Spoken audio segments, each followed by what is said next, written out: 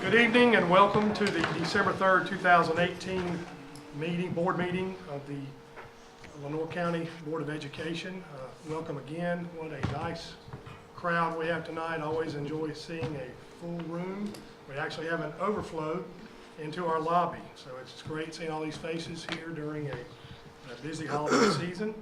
And I would now like to recognize Mr. Harvey for our invocation. Thank you, Mr. Chairman. Let us pray. May the words spoken in this room tonight be beneficial to the students, parents, staff, and administrators in our school system. And may we be led by the guiding principle to always base our decisions on the best interests of our young people. Amen. Amen. Now, if you would all please stand and join me in the Pledge of Allegiance. Pledge allegiance to the flag of the United States of America and to the republic for which it stands, one nation, under God, indivisible, with liberty and justice for all. Thank you. Now I will turn our meeting over to Superintendent Williams. Thank you, Mr. Chairman. At this time, it's my great pleasure to introduce to you our Clerk of Court, Ms. Dawn Stroud, and she's gracious enough to be with us here tonight and to swear in our school board members who have won re-election, and congratulations to them. And Ms. Stroud, I'll turn it over to you at this time.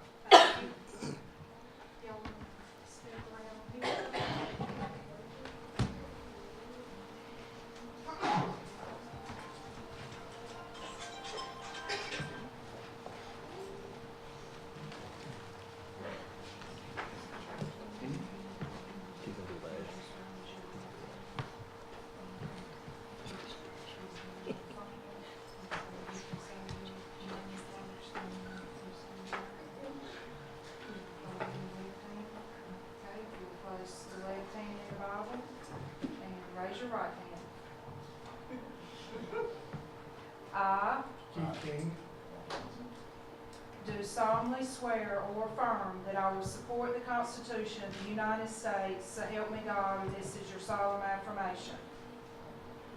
I Keith King, do further solemnly and sincerely swear or affirm that I will be vigilant and bear true allegiance to the state of North Carolina and to the constitutional powers or authorities which are or may be established for the government thereof, and that I will endeavor to support, maintain, and defend the Constitution of said state, not inconsistent with the Constitution of the United States, to the best of my knowledge and ability, so help me God, or this is my solemn affirmation. I do swear or affirm that I will well and truly execute the duties of office of Lenoir County Board of Education according to the best of my skill and ability and according to law, so help me God, or this is my solemn affirmation. Congratulations.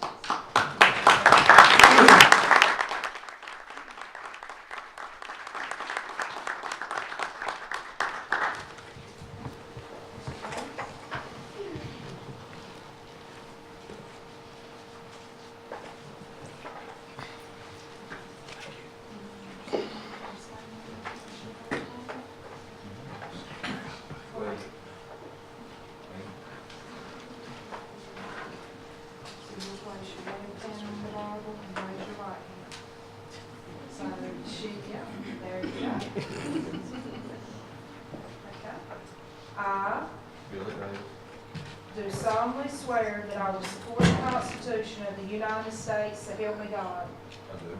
I do further solemnly and sincerely swear that I will be faithful and bear true allegiance to the state of North Carolina and to the constitutional powers or authorities which are or may be established for the government thereof, and that I will endeavor to support, maintain, and defend the Constitution of said state, not consistent with the Constitution of the United States, to the best of my knowledge and ability, so help me God.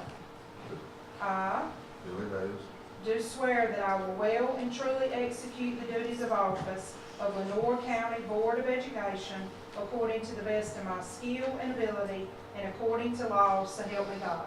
Congratulations.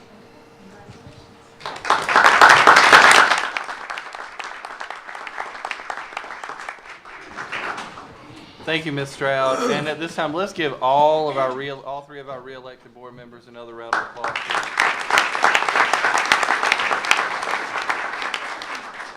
At this time, I would like to begin the our yearly process of electing a board chair and a vice chair.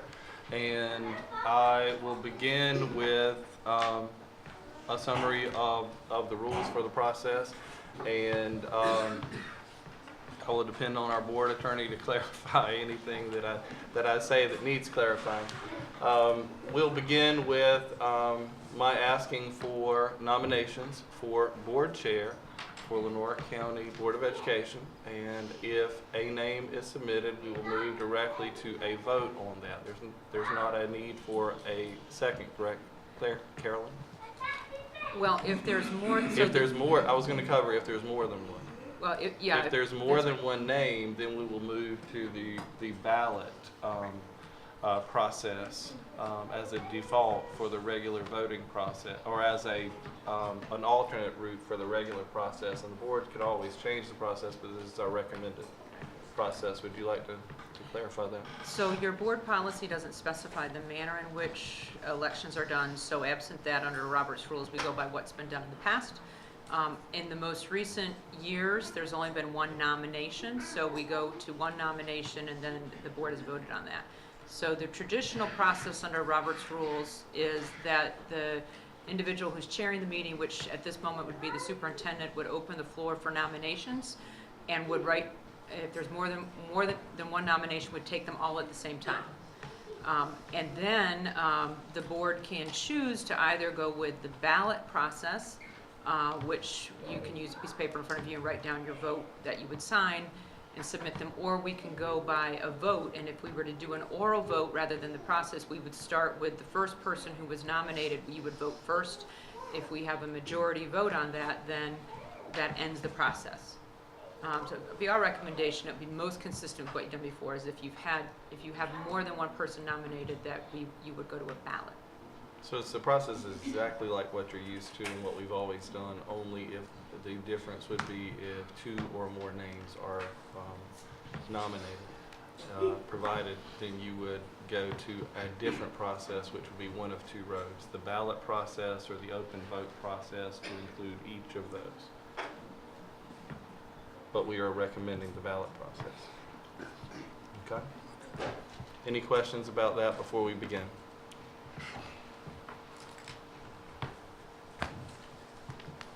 Okay, at this time, I will open the floor for nominations for Lenoir County Board of Education Chair. Yes, sir. I nominate Bruce Hill. Okay. Thank you. I nominate Keith King. Okay. We have two nominations. Mr. Hill, any other nominations? If there are no other nominations at this point, we will revert to the ballot process. And I would ask each of you to use the pad before you. Now, in this process, you have to sign your vote. And the two nominees are Bruce Hill and Keith King. Please vote for one and only one. And sign your vote and fold your paper and pass it toward our board attorney.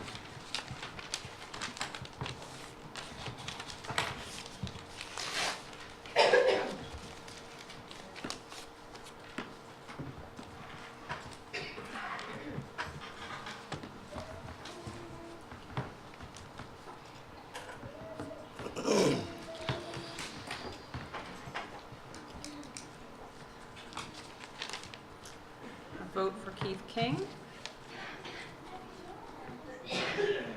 Vote for Bruce Hill. A second vote for Mr. Hill. A third vote for Mr. Hill. Second vote for Mr. King, so that's 2 for Mr. King and 3 for Mr. Hill. A third for Mr. King, so that's 3 each.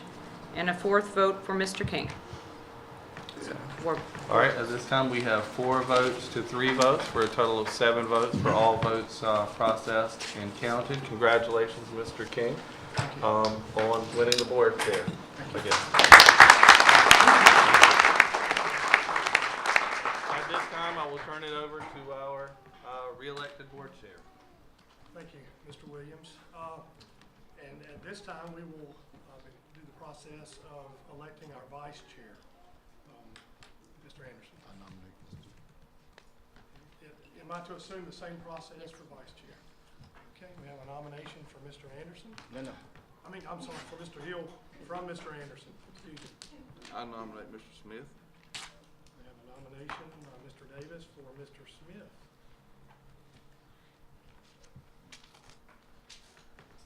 Do I have any other nominations? Same process. Please put your name down on a piece of paper between Smith and Hill, and please sign your statement and pass it forward. Our board attorney.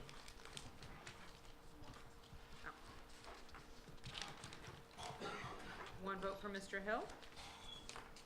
Oh, I don't have all the votes yet, sorry.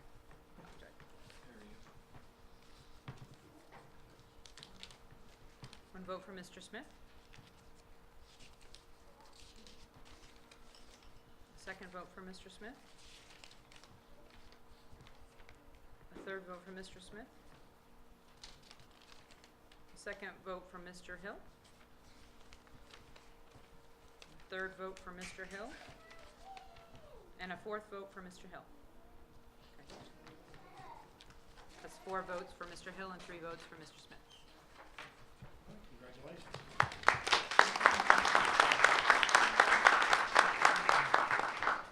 So we don't have to move any seats tonight. Now comes to the portion of our agenda for the approval of the agenda. Thank you, Mr. Chairman. Tonight, board members, it's my pleasure to present for your consideration and hopefully your approval of tonight's agenda. Move to approve the agenda. We have a motion by Mr. Anderson and a second by Mr. Hill. If there's no further discussion, all in favor of approval of the agenda, please raise your right hand. Thank you. Motion carries. Now, board chair comments. Obviously, we had a vote tonight, and you never know which way they're going to go until you get here and the vote's taken. Normally, I like to make a few notes before the meeting if I am going to say a few comments, but I didn't tonight. But I would just like to touch on a couple things. And just getting reappointed to the board. Over the last 4 years, I have enjoyed being a member of this board.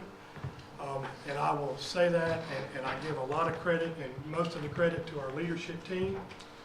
And when I say our leadership team, it starts here, but it goes from here all over this county. They have made me feel welcome. This board has made me feel welcome over the last 6 months as chair. I thank them for that. I look forward to the next 12 months. But I've had a lot of people over the years tell me this is a thankless job.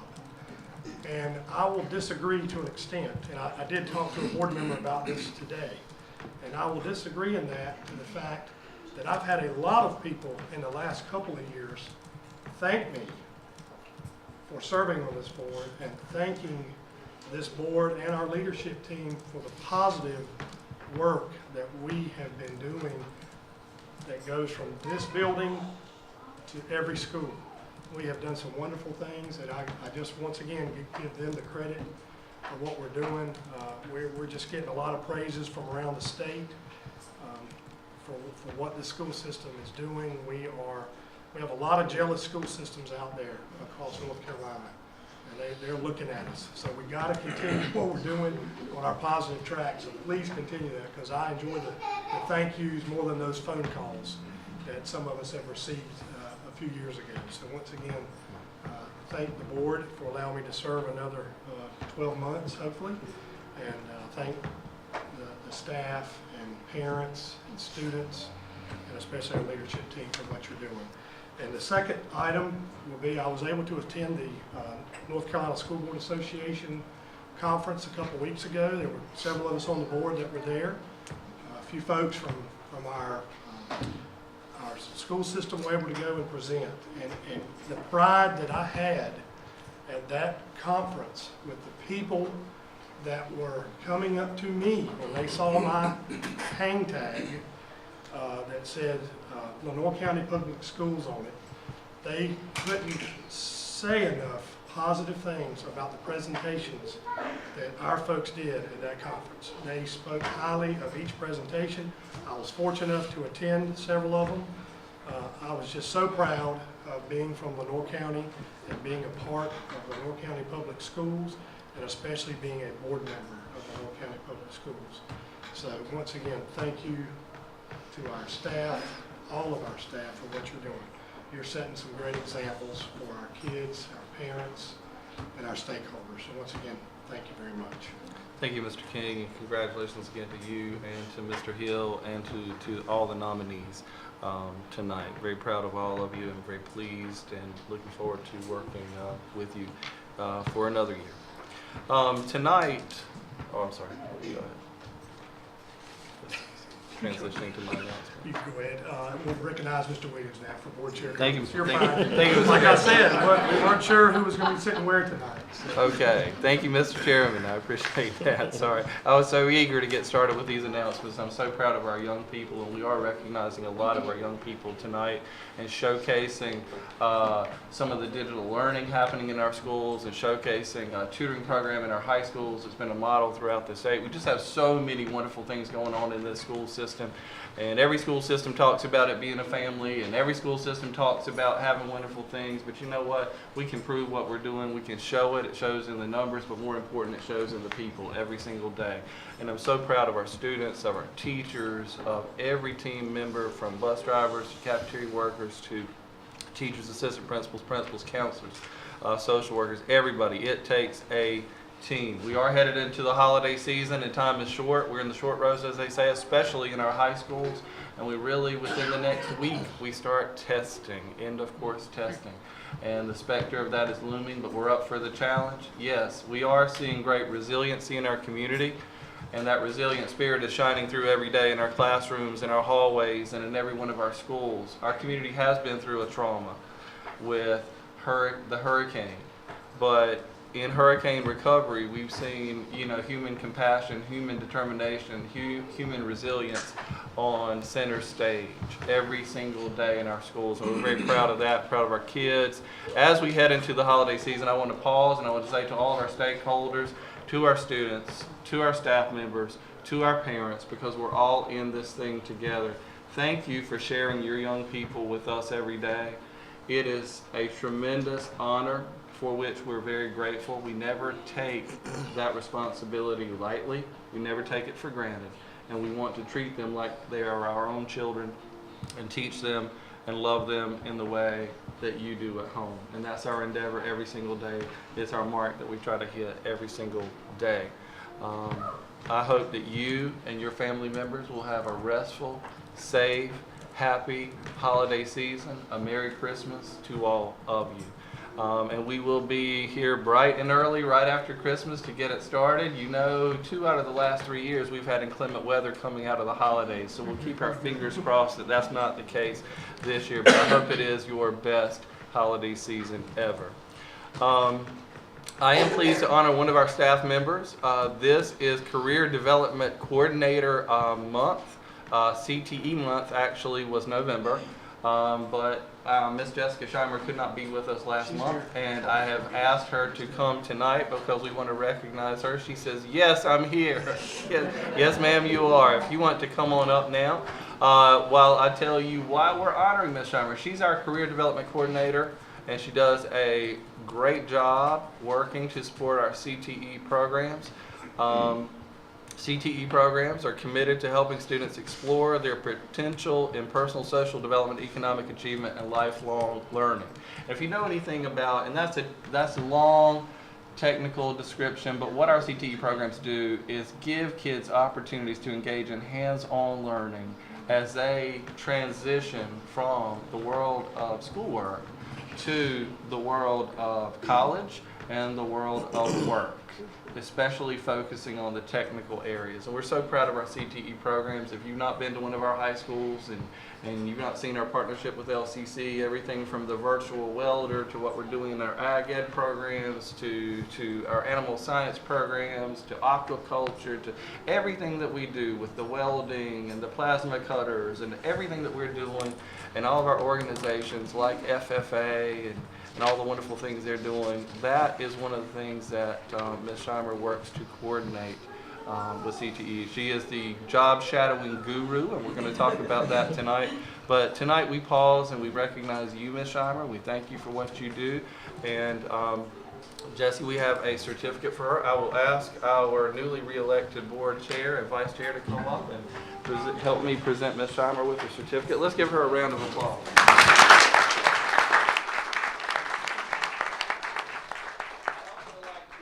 Forward Miss Amy Jones, our Career Technical Education Director / High School Director. She wears many hats here. So Ms. Jones oversees all of our Career Technical Education programs. And tonight we specifically honor Ms. Scheimer and we thank her, but really it takes a group effort. We're honoring both.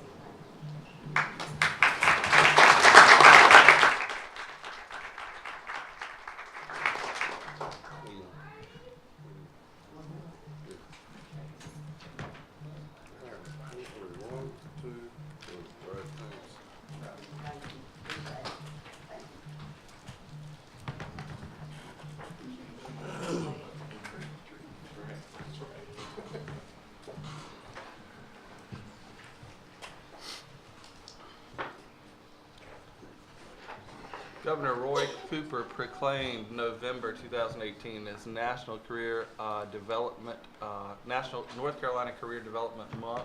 So on this month, but throughout the year, Ms. Scheimer, we appreciate what you do with not only this proclamation by the governor, but also with the job shadowing and helping our kids get out into the businesses, into the manufacturing sector, touring the factories, shadowing the doctors, going to the hospital, walking around with the nurses and everything that they do.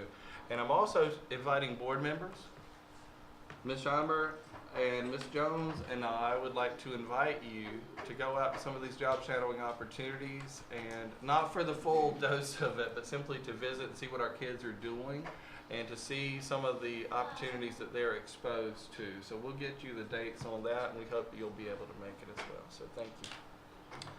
On behalf of the North Carolina School Boards Association, as Mr. King was referencing in his comments earlier, Lenoir County Public Schools really did shine at this event. It was their state level conference.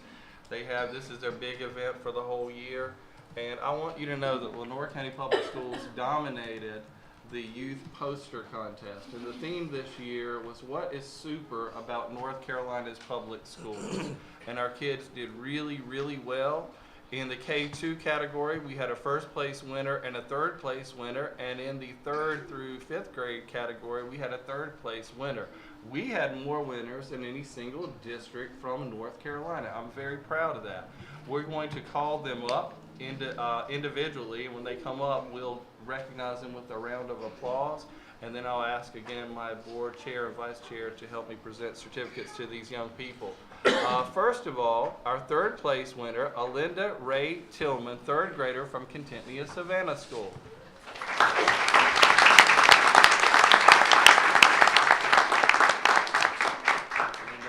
Right here, and we're going to get the other two up to join you in just a second.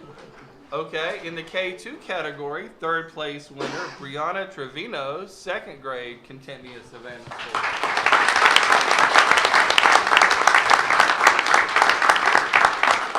Okay, Brianna. All right, and our 1st place winner in the K2 category for Miss Tracy Marshburn's K2 satellite self-contained classroom at Southeast Elementary School. Jesse, the name is not here. I don't have her name. The what? I don't have her name listed. It's just the class. Okay, oh, the whole class is recognized. If the class would come forward, please.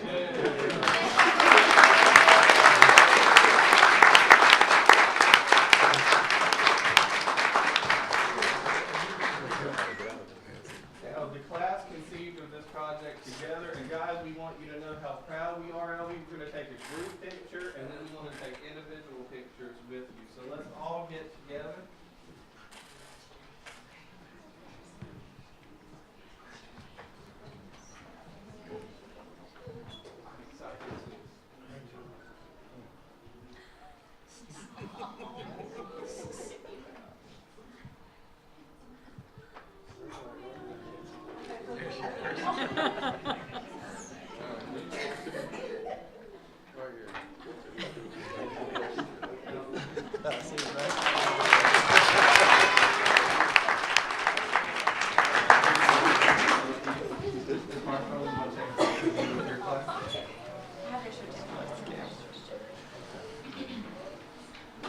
And Jesse, could you bring up their poster?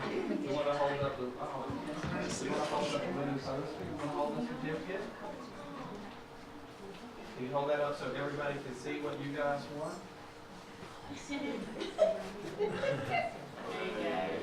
Good job.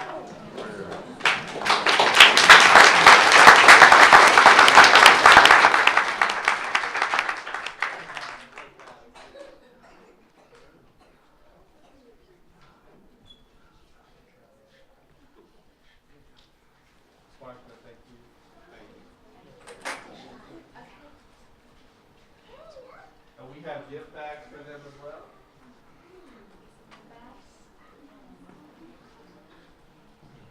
First place in the state of North Carolina. Let's give them another round.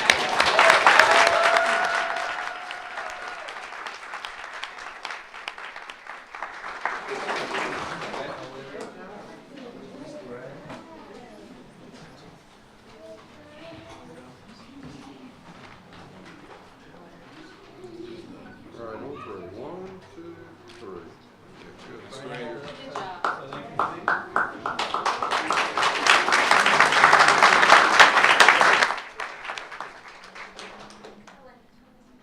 We're good.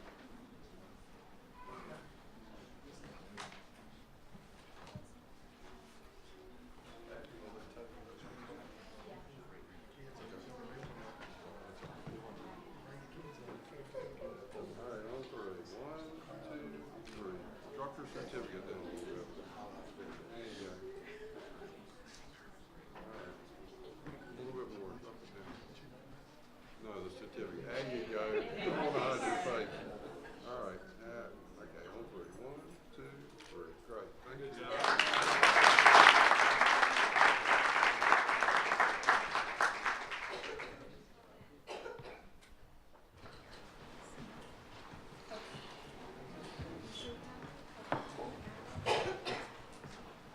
Now, guys, you are recognized at the conference. Your posters were put out in the gallery walk out in the hallway.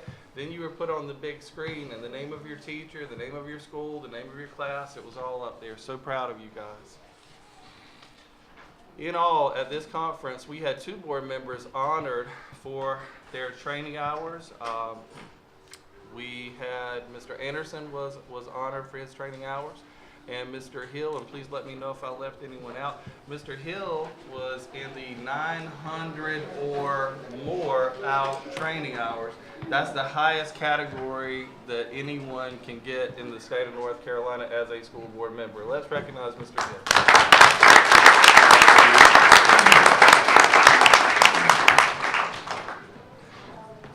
Another board member said if that were if those were college degree tiers, that would be the PhD level, right? So yes, or maybe the postdoc. So great job, Mr. Hill. Proud of you. In all, as Mr. King referenced, our school system did very well at this conference. We had a total of 5 presentations of innovation. Well, what does that mean? It means that the North Carolina School Boards Association considered all of what is happening in the 116 school systems around North Carolina, and they chose presentations. One other district in our region, Onslow County, had 2 presentations. Another district, Craven County, had 1 presentation. And then one school system in North Carolina had 5 presentations, and that was Lenoir County Public Schools. Only one other district, and that was Vance County, had anywhere close to us, and that was 4. So we're very proud of what's happening, and each of those is an innovation happening in our schools, and we're so proud of it. You're going to see one example of one part of that tonight with our tutoring program example from South Lenoir High School. But we were on display, so congratulations to all. Very well represented in Greensboro a couple of weeks ago. 5 of our elementary school students won top honors in the Friends of the Library 4th and 5th grade Young Poets Contest for 2018. Winners in the 4th grade division were 4th place, and I'm going to call the names, and if you would come up, please, we have certificates for you. And I'm going to call all the names, so come up and stand right here along the front, as the others just did, and when we get all the names, then we will present the certificates and take a photograph together. Again, I'll ask the board chair and vice chair to assist. But 4th grade, Riley Evans from Banks Elementary School. Riley.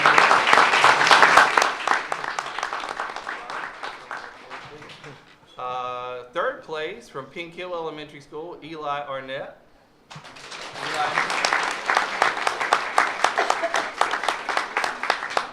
Eli, if you'd stand right there. All right, 2nd place from Banks Elementary School, Ashley Rutt.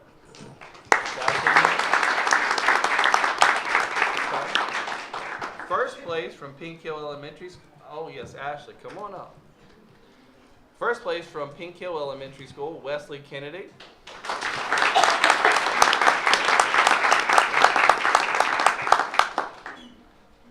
And in the 5th grade division, 3rd place winner Lauren Edwards from Banks Elementary School.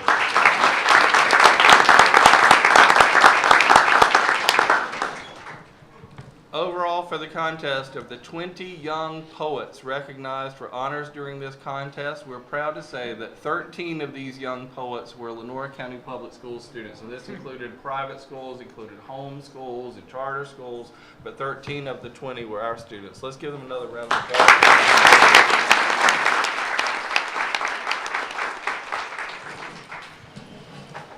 So proud of you young poets.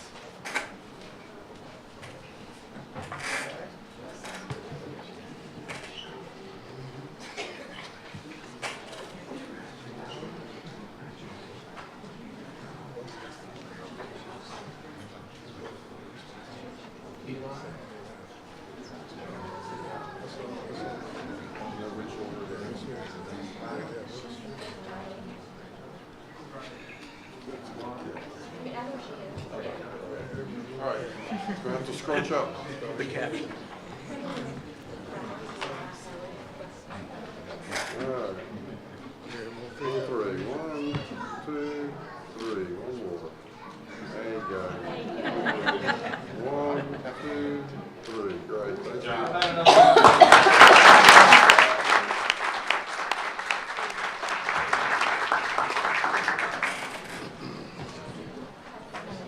Guys, I hope that you'll keep writing and showing your thoughts, feelings, and emotions through your words.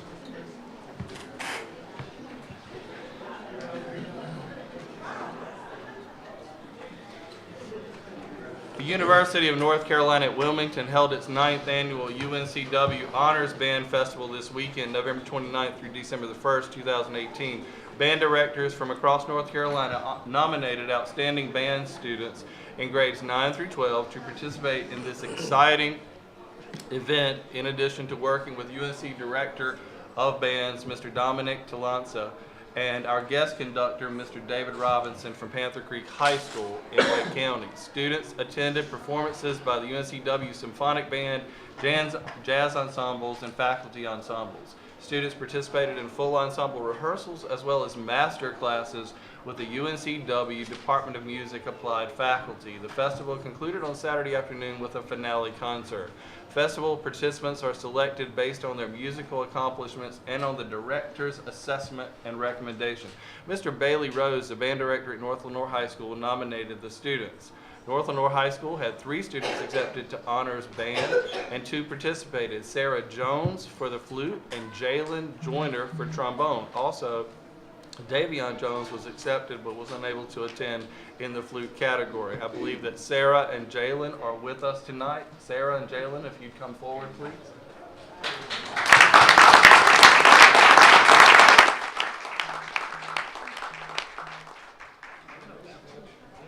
You guys were re-elected. Part of it was the wellness program.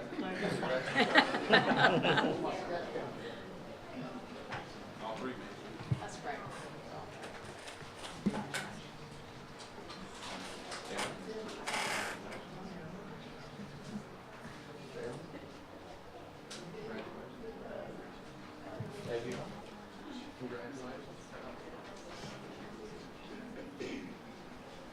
Everybody slide this one. There you go. Scrunch up. All right. 141, 2, 1, 2, 3. Thank you. Another round for Amanda.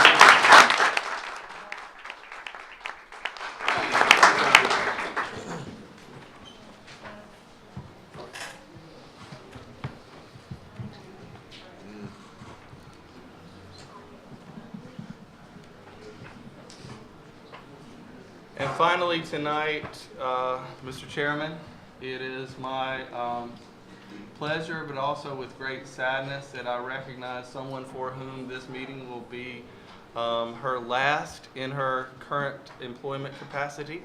And that person is very special to us. She has served us for 5 years as our Director of Exceptional Children. She has announced her intention.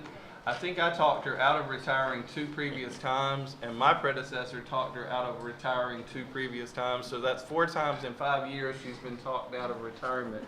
But she finally has decided to retire, and she's a lovely lady. We will miss her dearly. She has served with distinction. And Ms. Roach is rare among people in this business, or perhaps any business. You can ask about almost anybody, and if you ask enough people, you'll hear varied things. I've only heard one thing about Ms. Roach ever, and it's that people like her, they trust her, and they respect her. They respect her work ethic, and they respect the fact that she loves children and is always going to do her best to do the right thing for kids, no matter what. And even parents who were upset about a given decision that was made would tell you they respect Ms. Roach, and they believe that she's doing the best she can for their child. So, Ms. Roach, we will miss you. We send you forth with our best wishes. We have something for you. We have this beautiful bouquet of flowers, and I know your team has some events maybe planned and all that, but we wanted to say to you tonight, on behalf of the Board of Education and our team, we want to say that we'll miss you. We want to say thank you. We want to say we send you forth with our love. Let's give it.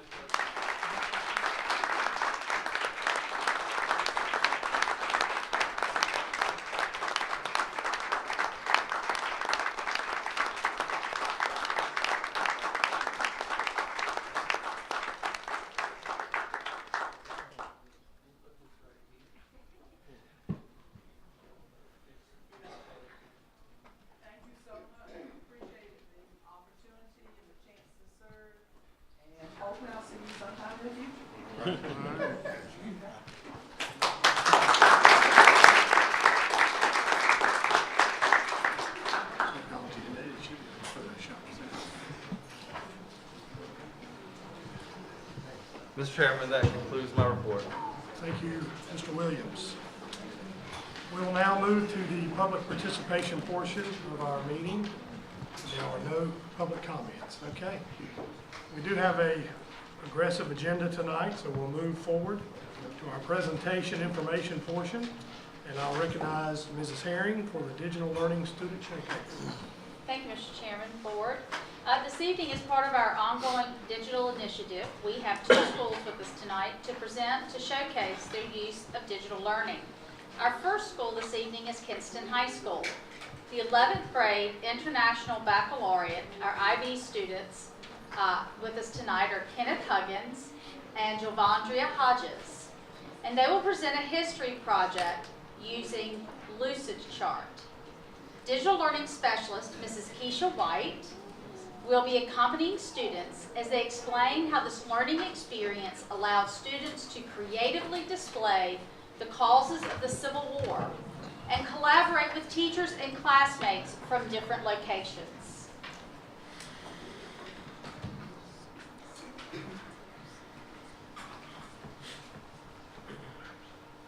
So welcome. Hello, my name is Keisha White, and I'm the Digital Learning Specialist at Kinston High School. Joining me tonight are two students who will be sharing a collaboration project under the supervision of Dr. Nada O'Day, IB history teacher.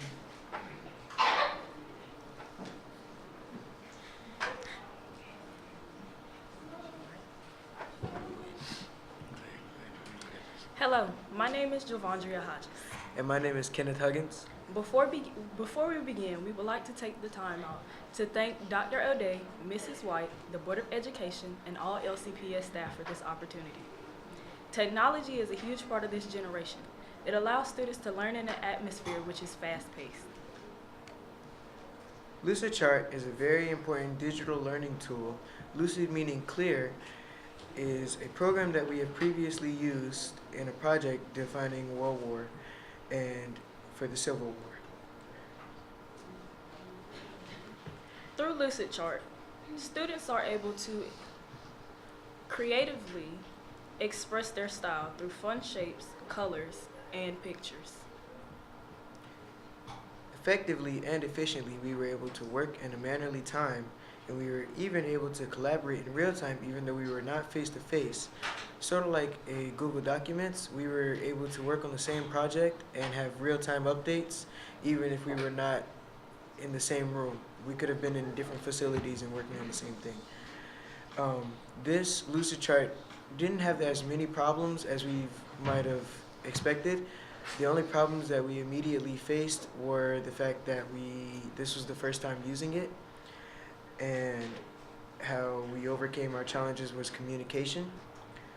This project gave us a broader span of creative thinking. We were not given a rubric at the very beginning, and Dr. O'Day gave us a rubric at the very end, so we were able to follow that mindset. Our creative mindset and our goal was to be more reflective of our creativity, so this way it wasn't as menial as traditional pen and paper. Thank you. And thank you for allowing us to share some of the great things that we're doing at Kinston High School, and we look forward to sharing more for you in the future. Any questions for board members? Do you have any questions for the board? Or do they have any questions? Have any questions for Javondria and Ken? Where's Dr. O'Day? He- Where is Dr. O'Day? Dr. O'Day was unable to be here tonight. Where is he located? Where is he located? Excuse me, may you repeat that? Is he on the staff at Kinston High? Yes. Yes, he is our IB coordinator at Kinston High School and one of the social studies teachers. And Dr. O'Day is very focused on collaboration. He does a lot of out-of-the-box thinking with his students, and they really admire and respect him. Okay, And I'm he just talking sends about his the regards. communication. Good. Very good, Stu. Thank you. Thank you.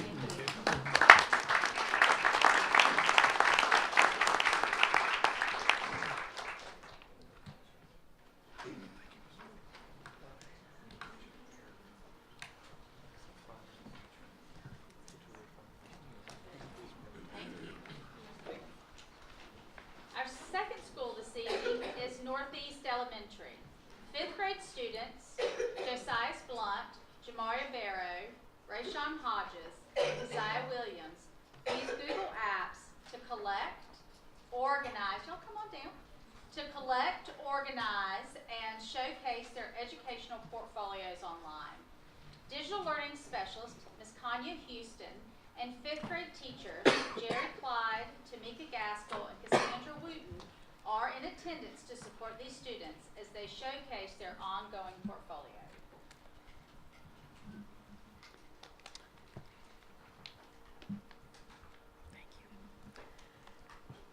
Good evening. My name is Kanya Houston. I am the Digital Learning Specialist at Northeast Elementary. The fifth grade team is also here with us this evening.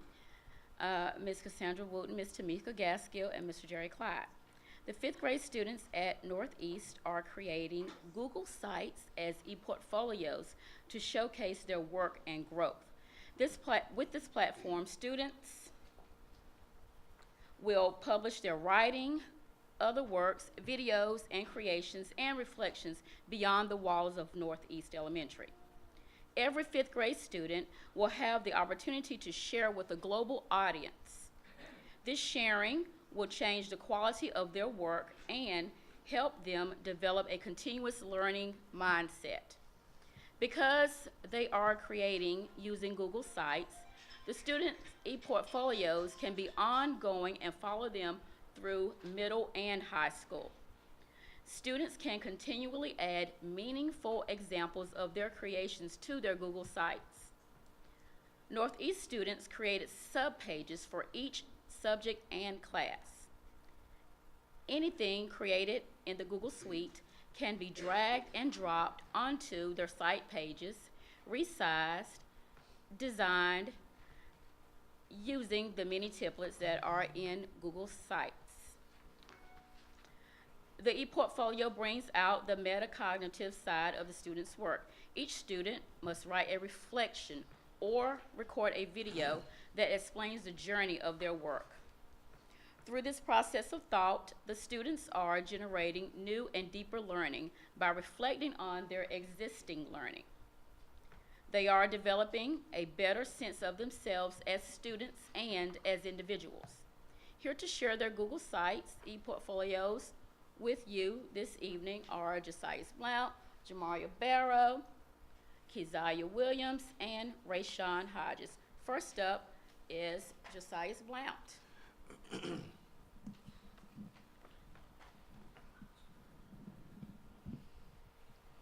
My name is Josias Brown, a 5th grade student at Northeast Elementary. This is the homepage of my Google site e-portfolio. Here I introduce myself using a picture and a short paragraph. I also explain the purpose of my website. I have a rubric that I use as my criteria for success as I complete my e-portfolio. We are required to have a page for each class, ELA, math, and science, and several other parts. My website is a digital collection created by me of my work, book reports, essays, posters, photographs, videos, and artwork that I can share with everyone. I am in charge of my website and I decide most of the artifacts get added and how it's designed. Whenever I add a sample of my work to my e-portfolio, I must create a reflection of my own that explains my work. Each time I tell a chapter of my learning journey, I will continue to add to my e-portfolio during middle and high school so that I can look back at my progress as a learner. Thank you.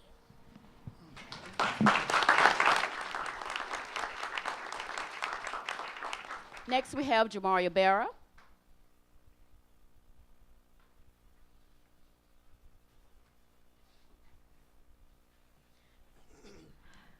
Hi, my name is Jamaria Barrow. I am a 5th grade student at Northeast Elementary. This evening I am going to show you how I keep my science materials and projects in an online portfolio.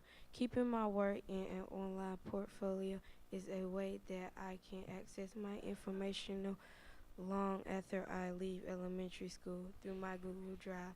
This helps me remember information that I need to know for future grades. It is also a fun way to remember what I did in 5th grade. Things that I can put in my portfolio range from slides, pictures, to reflections, and so much more. This evening I want to show you slides that I made to show weather conditions that contribute to hurricanes affecting North Carolina. I will also show you a picture of the classroom experiment that we did to practice the scientific method and reflections about each. Thank you. Next we have Keziah Williams. Hi, Hi, my name is Keziah Williams. One of our assignments in ELA was to create a book report on one of the books that we recently read. This assignment gave me the opportunity to demonstrate my reading comprehension strategies. This is a challenging assignment that required me to analyze a large amount of information. With the help of my teachers, I used Google Slides to share my analysis of Found by Margaret Pbis. I chose this artifact to add to my e-portfolio because it represents some of the good work that I am doing in ELA in 5th grade. I am proud of this support, and I want all my friends and family to be able to see it. Throughout the school year, I will continue to add more examples of my creativity. At the end of the year, I will be able to reflect on my reading comprehension growth and my growth as a writer. I also plan to add ELA artifacts to my portfolio during middle and high school. Thank you.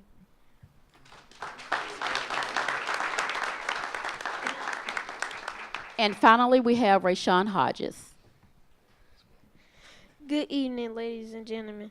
My name is Rayshawn Hodges. One of our assignments in math was to create a lesson on keynotes based on the standard we had been taught. This assignment gave me the opportunity to demonstrate strong math and leadership skills.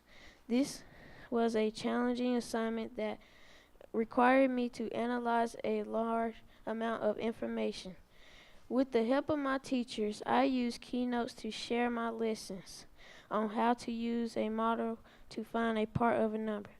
This also gave me the opportunity to help my fellow peers because I was able to teach a small group based on the lesson I created. I am extremely proud of myself because I was to create something that I can help my peers learn. Thank you.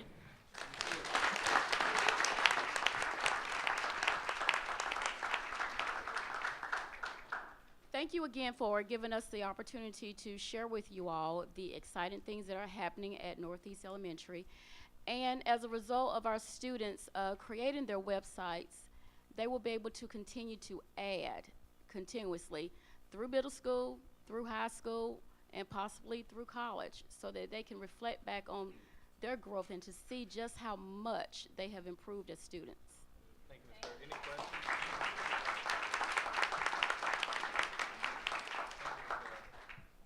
Thank you. Great job, guys.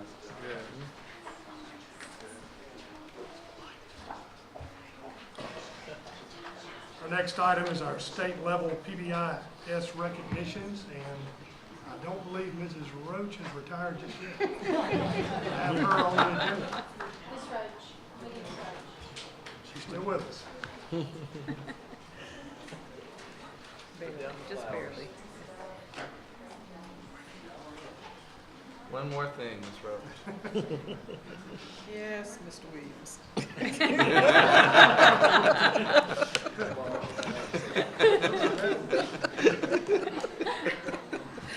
There's always one more thing. I love this.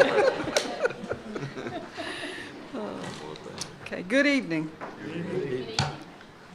Tonight, I'd like to talk about Pbis, or Positive Behavior Interventions and Support, and the fact that we've implemented it the last 4 or 5 years here at Lenoir County Schools and have had real good results with it. And district-wide, because of the implementation of Pbis, our discipline referrals has decreased as much as 25 to 50% in many of the schools. The most notable improvement has been in the middle and the high schools in terms of the decrease in the suspension rates. Because we always have a little room for improvement, but we are getting where we're trying to get in terms of implementation and making sure that kids are coming to school, that we're looking at positive behaviors and rewarding kids for doing what we expect them to do behaviorally. Pbis is in all of the schools, and the schools have put this as part of their curriculum, so that they're in the school improvement plans, and each month or each 9 weeks, the schools reward the students for positive behaviors. And it depends on the school that the child attends, but there is some type of reward or incentive for PBIS. Tonight, it gives me great pleasure to present banners and certificates to 16 of our schools for the state PBIS recognition for the 2018-2019 year. And I would love to, in order to receive these banners, the schools are required to have active participation by the school administrators. That's one of the requirements. The PBIS teams also, and the PBIS coaches.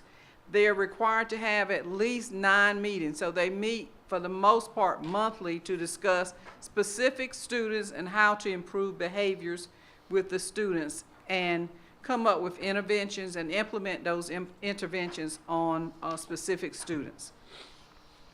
The schools are required to have at least participated in 3 modules. They're modules 1, 2, and 3.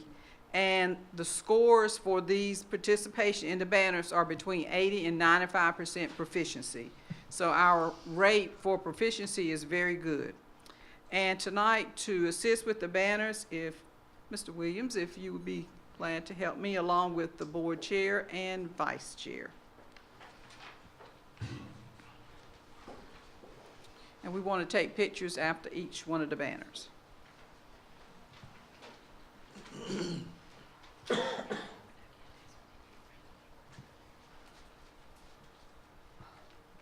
The first banner is a green ribbon, and this goes to LaGrange Elementary.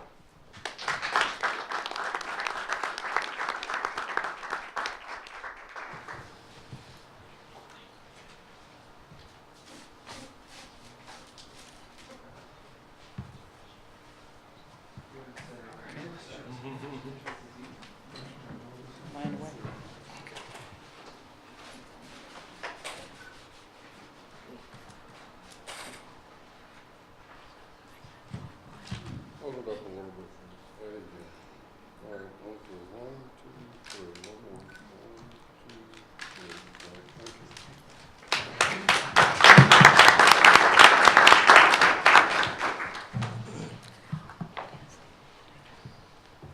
you. Okay. The second group of schools are model schools. They are Kinston High School,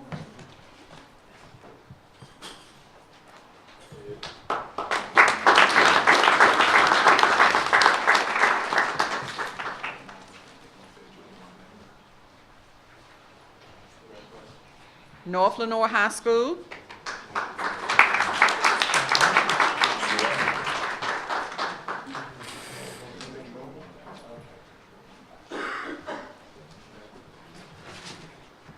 Rochelle Middle School,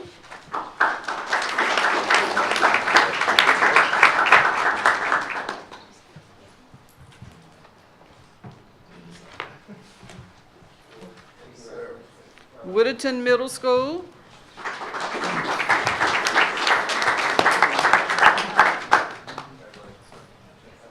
Southeast Elementary School,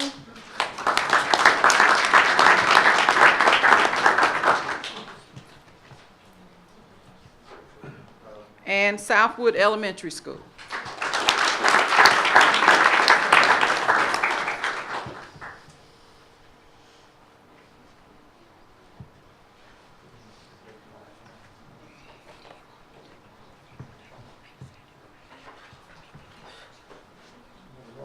Yes, please.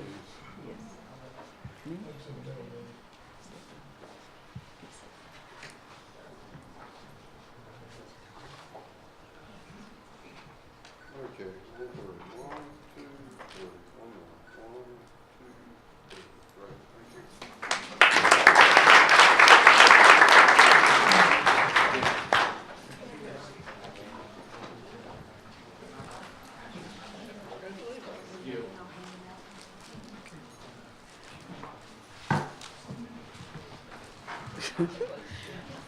The last group of schools are the exemplar schools. They are South Lenoir High School,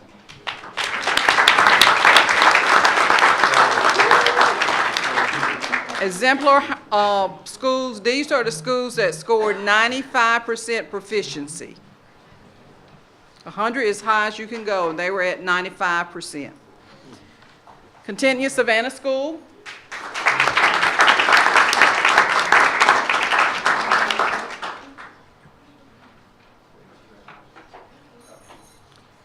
E.B. Frank Middle School.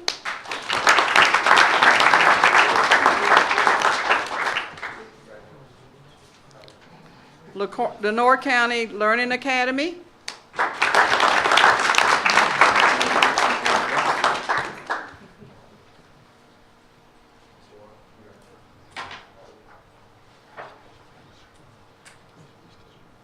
Northeast Elementary School.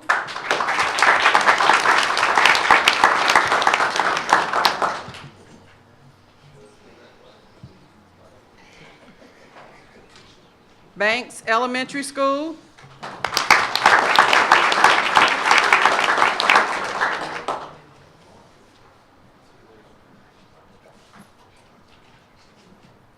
Did you skip that?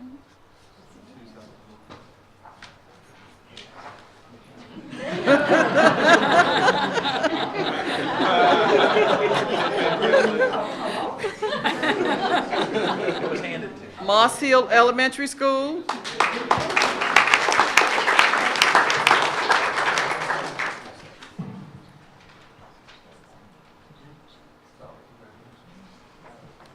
Northwest Elementary School.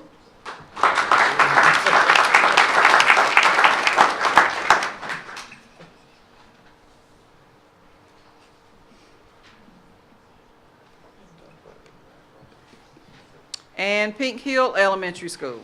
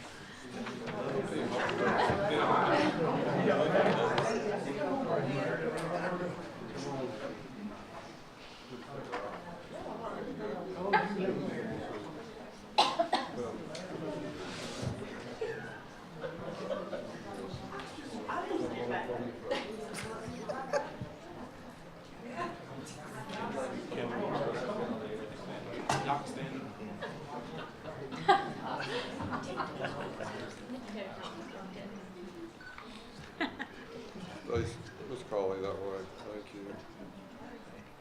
Let's hurry that way a little bit. To let me step out, everybody on this side move out a little bit. There you go. Now we're good. All right, on three. 1, 2, 3. One more. 1, 2, 3. Great, thank you. Thank you.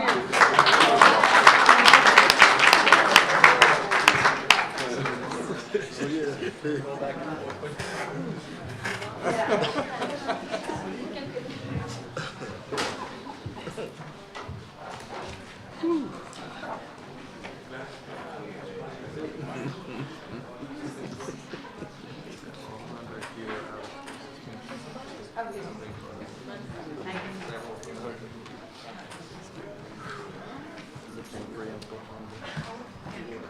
Thank you, Mrs. Roach, and again, congratulations on your retirement. We're gonna miss you. Okay, Mrs. Herring and South Lenoir Principal Steve St. Amand on Student Support Tutoring Initiative. Thank you, Mr. Chairman. This evening, South Lenoir High School will present their Peer-Assisted Learning Strategies, or they call it PALS program. PALS is a comprehensive tutoring program that has helped South Lenoir High School math students achieve higher levels of success by utilizing talented upperclassmen to serve as peer tutors. Teachers and students will be presenting this evening.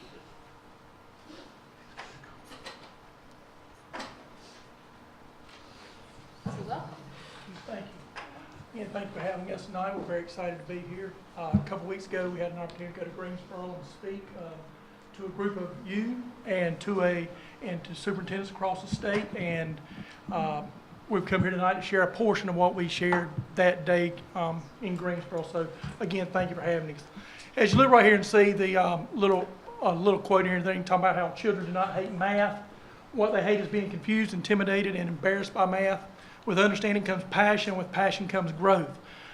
A treasure is unlocked. Now, I'm not going to sit here and tell you that with understanding comes passion, but what I am going to sit here and tell you tonight is with the passion, though, does come the growth. And we're very pleased about the fact how much growth we've had at South Lenoir High School over the last several years.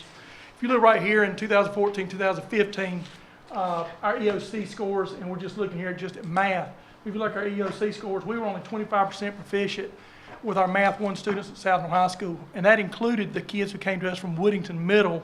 So essentially, whenever our students came to South Lenoir High School, our honors kids were already taking Math 2. And the remainder of our kids were taking Math 1. They were taking Math 1 one semester, and essentially 8.8% of our students that year met growth.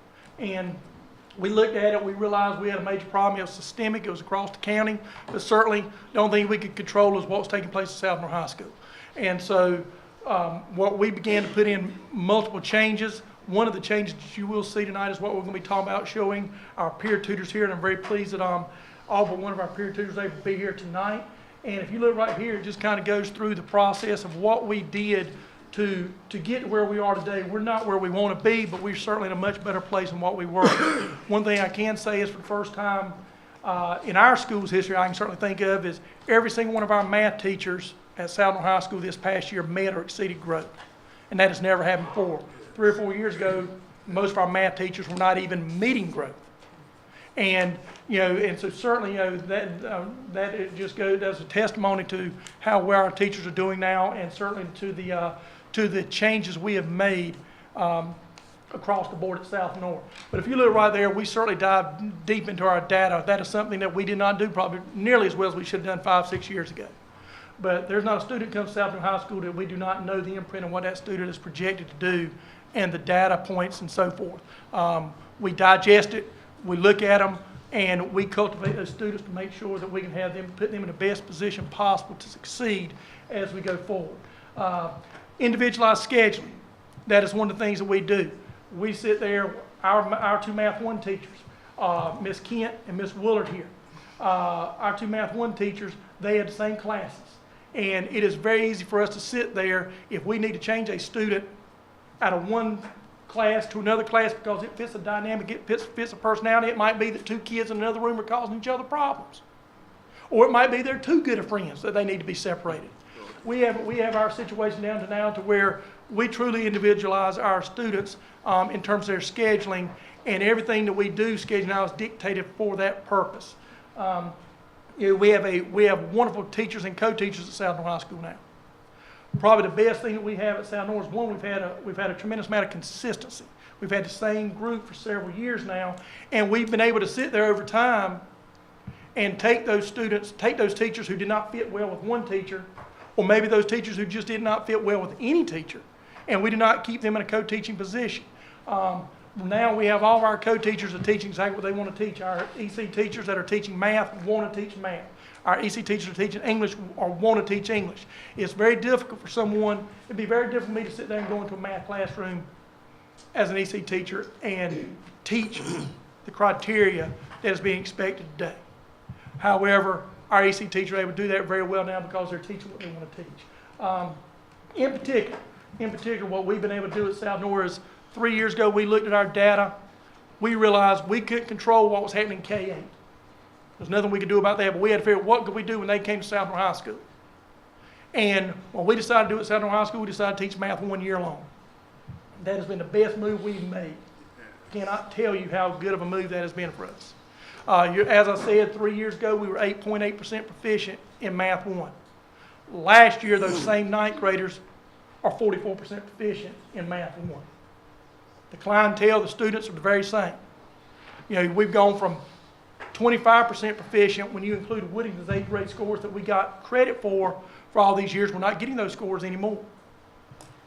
But we're now almost 50% proficient just in our Math 1 students, and across the board, our kids are showing growth. The lady beside me here, she exceeded growth. She absolutely blows it out of the water. Okay, you know, could not be more pleased with where we are at this point in time. Obviously, certainly one of the biggest thing with what we're here tonight for anything is discuss our student tutors. We were very fortunate. 3 years ago, Hunter West, she came to me the summer before junior year, and she asked me, and it was the same time we were digesting our data and realizing we were only 8.8% deficient. And she asked me, she said, Miss Man, I'm thinking long term. I'd like to be considered for the Morehead Scholar, which she was able to win. Very fortunate for that. And she asked me, what is something I can do to help South Lenoir High School, not only today, but down the road? And we taught her, so we need to come up with a tutoring program at South Lenoir. We've been very fortunate, and this is what came, and Hunter's going to speak here. Hi, I'm Hunter West. I graduated from South Lenoir last year. I was in class of 2018. But about 2 years ago, the summer before my junior year, I approached Mr. Zayman and I asked him, okay, what is one struggle that South Lenoir has? And what is one way that I can help mitigate it or help prevent it? I quickly learned that the main reason for students dropping out of high school or South Lenoir in general was because they cannot pass Math 1.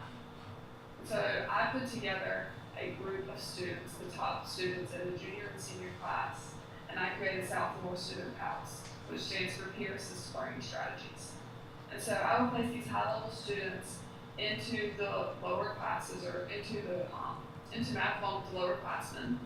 And basically the main goal of this committee was, yes, to decrease the failing grades in the exam, but more importantly, to decrease the dropout rate at South Lenoir. And so I found that after the first year that we did this, we decreased the failing grades by nearly half, which was amazing just in that first year, how much putting just one upperclassman in the classroom can have on test scores. And so really I found that it wasn't because of the plethora of knowledge that these tutors had that helped the classroom, that helped the Math 1 scores, but really it was because of the motivation that they supplied to the lower classmen. I quickly learned and found out that freshmen do not lack knowledge or ability, they simply lack motivation. And so whenever you have an upperclassman there that they're better able to relate to and that they're more comfortable to ask questions with, that they really just open their mind to a completely whole new environment where education is actually cool because seniors are doing it, so I get freshmen to it. And so basically what meant the most to me about this was not because I was coming into the classroom with a lot of knowledge concerning math, but really because I was there as a big sister for these lower classmen and I was encouraging them and supporting them and there for them. And so really it taught me a lot about leadership. And I think South Lenoir Student House does a great job of combining the passion for education with that leadership. And I hope it continues on for many more years. And again, if you look right here in the picture, you would stand up as I call your name. These are our student tutors for this upcoming year. As I say, Hunter led our student tutoring program for the first 2 years. And this year she passed the baton over to Yossi Esquivel. Yossi, I guess you could say, tutored with Hunter last year. Last year, Yossi worked 3 classes a day, and at the same time, she was going full-time LCC through the College Career Promise. Each of these kids you're going to see here also not only, and basically what's happening is these kids are now getting paid. They're also getting 40, 50, 60 hours of free college education. And essentially what I did was I went to them, I said, South Lenoir's giving you a lot. Lenoir County Public Schools is giving you a lot. Need you to give something back. And these kids are all very appreciative and have done a wonderful job. What I certainly can say here is, as you see there, and I want you to look at that up on that wall there, Yossi's committing 900 hours of community service at South Lenoir High School this year. Essentially what that equates to, Yossi teaches every single class a day. Okay?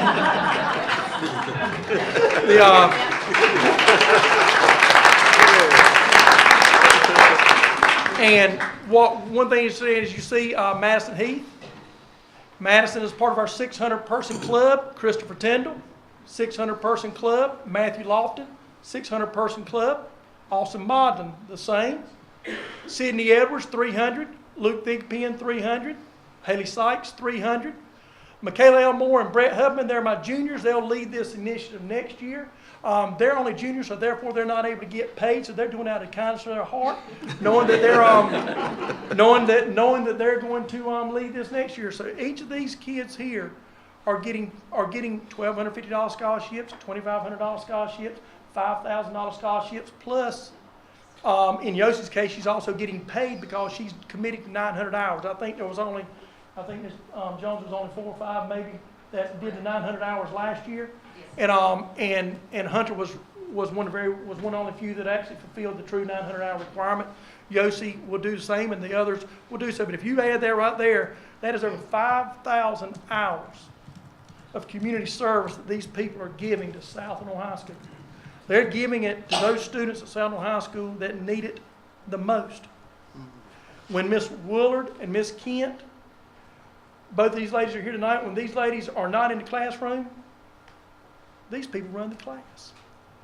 Class continues. Subs are in the room. They're in to maintain law and order, I guess you'd say. But class doesn't stop. And I'm going to turn it over this time to let Miss Willard speak to you about what we're doing in the class. And then after that, if you'd like to speak to ask any of our kids any questions, I'm sure they'll be glad to answer any questions, okay? Mr. Sentiment, the funding is through AmeriCorps with a partnership with East Carolina. STEM East, we're getting this through East Carolina STEM East program and thing. And essentially, that's what it is. You have to either do 300, 600, or 900 hours. It's $1,500 for each 300 hours, and it's a guaranteed scholarship wherever you go. So the ones that you see are doing 600 is because they're giving me essentially 2 classes a day. They're with the same teacher the entire time. She'll tell you about this and everything. They get her lesson plans. They know what's going on. They're doing the questions in advance. When they go in the classroom, they are fully ready to teach the class. And this is year 3 of it, and I can also say, even with the first 2 years here, this is by far the best. I think both Miss Kent and Miss Willard will attest to that. This is by far the most conscientious group we've ever had. They're there every day. The kids rely on them, and truly a major reason for our improvement at South Lenoir High School are the kids right here. Okay, so. Okay, so one of the things, in addition to the PALs that we work on to improve our Math 1 test scores, are our individualized scheduling. We make some changes as we need. If we have, we've made some changes this year. If we have students, like Mr. Saintaman said, that we feel like would benefit from being with another personality. Ms. Kent and I teach the exact same curriculum, but we have 2 very different personalities. So sometimes kids work better with one, and we'll make those moves if we're able to do that. We use iExcel. We asked Mr. Saintaman, could we purchase iExcel? And so we use that as part of our lesson plans. We do chunking and kind of stay on a pretty scheduled regimen. We always start out with the same things each day. We start out with an EOC prep problem, and that certainly, we feel like that has benefited and attributed to our test scores. And then we have about 15 minutes of iExcel time where they're doing that practice, and that practice is on their level. So if they miss some, it'll back it down a level. If they're our top students are able to do those challenge problems. Ms. Kent and I also do boot camp. I think one day we had a visit when Ms. Kent and I were doing boot camp. We actually dressed in a little bit of camouflage fatigue, somewhat. Well, we could get at Walmart anyways. And so we take our testing and, like for instance, functions is a big part of the end of course testing. And so we look at those that had 80% proficiency or better, and those students will typically go with Ms. Kent, and she'll work with the challenge things, some STEM activities and those kind of things, so we can work on those 4s and 5s that we want to see at the end of the year. I'll typically work with the remediation students, and we'll work for a week usually, and then we'll retest at the end, and the students can get those new grades as well. We do student of the month. We pick, Ms. Kent and I pick our most improved student and our top average student for that month. And Mr. Saintaman has gotten some of our partners to contribute gift cards, and they get $50 gift cards too. So they really want those. Walmart gift cards, different gift cards that we provide. Also, we have a candy initiative. Today was Candy Initiative Day. So the kids love candy. They're freshmen in high school, but they love candy like a first grader. They can hear the wheels, because my classroom is really close to the office, so they can hear the wheels when it comes out of the office. They're like, he's coming, he's coming. So our candy initiative, we give for A's, B's, and C's. And you would be surprised, the students, sometimes they want ring pops. I don't know, ring pops are super popular, so they'll always try those D's will try to get those C's because they want those ring pops. I think Mr. Sainham has talked about some of the things, like these are some pictures here of my students assisting. These two students are here with us tonight. And also in-school suspension. If we have students who are in-school suspension, we send our tutors over there, and so those students don't miss that instruction. I know math is something that I feel like you need somebody to show you how to do. And so our tutors will go right over there and assist with that. I can say this, those tutors, they help me so much. Teaching is a wonderful job, but it's a difficult job. And so those tutors are in there. My tutors, I feel like they're like my assistants. I can't imagine now teaching without them. I don't know, if I have to go back to it, I'll be like struggling, trying to figure out how am I going to get everything done. But they certainly do help that, and I appreciate them so much, and I know they're learning so much from this opportunity as well. As you see there, one of the things we also do, and basically we incorporated this from the early college philosophy and thing, small class sizes. Every one of our class sizes, Ms. Kent we're fortunate about doing it year long and having an additional math teacher. I think Ms. Kent, your largest class, 14, 15 kids, I believe. Something like roughly about that number and thing. All of Miss Wooler's class are the same except for her co-teaching class, which has a second teacher in there and anything, and they would be bigger. We tried to emulate a lot of things that the early colleges done and prove successful at early college and everything, which has brought it South North. One of the things you see on there is the breakfast, lunch test scores and everything. That is something we do now. And again, we're very fortunate. We've had, whether it's churches in the community or just private donations and so forth, they'll give us hundreds and hundreds and hundreds of dollars in this type of stuff for us to be able to sit there. We have a competition between all 7 classes. Miss Wooler teaches 4 classes a day, doesn't have planning to have school, and Miss Kent teaches 3. And so we have 7 sections of math, and after every major test, who has the best, which class has the highest percentage of 75% or better, we give them either Bojangles in the morning, pizza in the afternoon, or whatever it may be, anything. And the kids are making a competition. All of those type of things, anything we can do to feed them, fatten them up, whatever it may be, anything at the same time, get them to be more successful and have more buy-in into the classroom. So, as you see here, last couple of things, as you see here, the last 2 years, been as pleased as I was in year 1 of this program. We went from 8.8% to approximately 25% proficient just South North students, not counting Wooding students. In year 2, we went from 25% to 44% proficient of just South North students. This year, we don't have Wooding scores at all, and so we've set a benchmark. Our goal this year is to be over 50% proficient, show growth for our Math 1 students at South North, and in 3 years to go from 8.8 to nearly 50% and everything. We're very pleased with the product that we're putting out there, and as you see there, that is where we are and where we were. On the right hand side, you see 25%, 44%, 53.5. That includes the Woodington number as well. And so, we're very pleased where we're at. We're very thankful for this opportunity. Again, could not be more pleased with what we have with our young people. They're making a tremendous difference in what we do. They're getting something out of it. Like I say, they're getting the enrichment of working with students that they didn't realize may not know math as well as they should and anything. So they're getting all kinds of admiration and affection out of that. At the same time, like I say, they're being well paid, and South North High School is the beneficiary of it. So, do you have any questions for us? Any questions? I was fortunate enough to attend your presentation in Greensboro, and what you've done is very impressive. And I'll say that for you and your staff and the students as well. And I would like to ask the students, if Please I may, after being involved with so much tutoring, I'll say teaching, or any of you interested in maybe teaching as a career? Any hands? I was going to let you meet Miss Heath over here if you want to get you signed up. So, well, please consider it, because you're a very smart and talented group of young folks. We'd be fortunate enough to have you. What about there? Could we hear, guys, could we hear what your reflections have been from doing that? Somebody, yes? Yes, Peter. Well, I think it's been just a really good experience for us, me especially, because when I was a sophomore, I started cheering, and it's helped me grow, because a lot of these kids are people I would never meet in any other circumstances. Like, I wouldn't be friends with them because of our different ages. So now I get to meet these kids and help them, and it really helps me because it makes me feel like I'm making a difference in their lives, and that makes me really good. And I would certainly say in regards to, and Yoshi in particular, Yoshi's very quiet by nature. I'll certainly say that I know that this program and the initiative of her doing this for 3 years, she has really come out of her shell. And she's got a lot of growth and a lot of maturity as a result of doing this as well. And that's one of the things that she's benefited from, as have the other ones. Luke's got all the charisma in the world.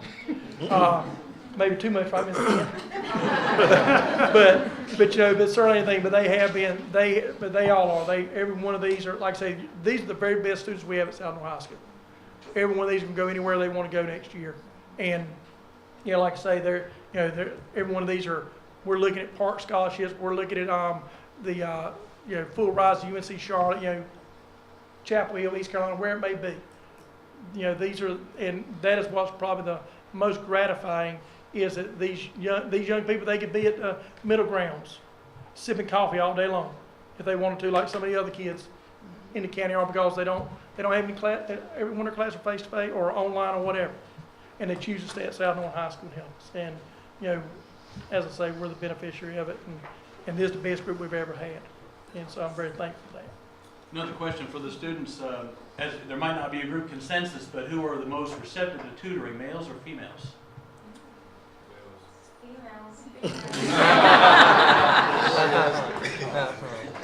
A mixed answer. And what we do, we typically have, I think, and the one thing kind of works. It's based on the scheduling and everything. I believe Sydney's the only one that does a class by herself. Is that correct? Does anybody else do a solo class?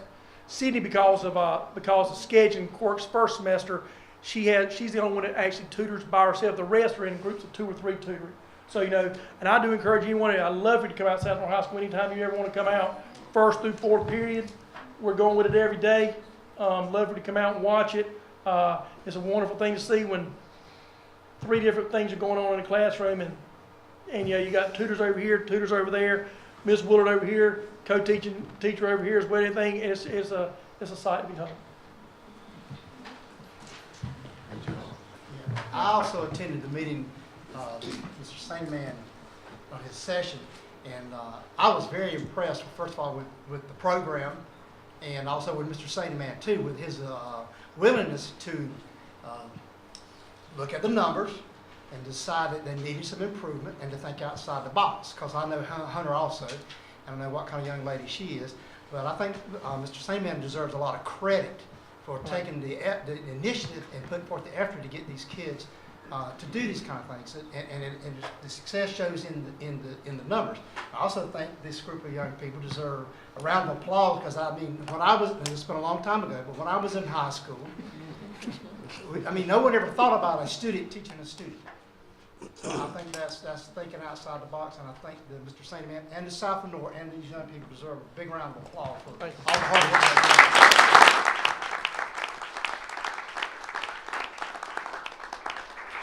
do. Thank you. Great job. Thank you so much. Great job, guys. Okay, well, we'll go to Mr. Harvey and our hurricane recovery update. Thank you, Mr. Chairman. Be a hard act to follow, but I'll try.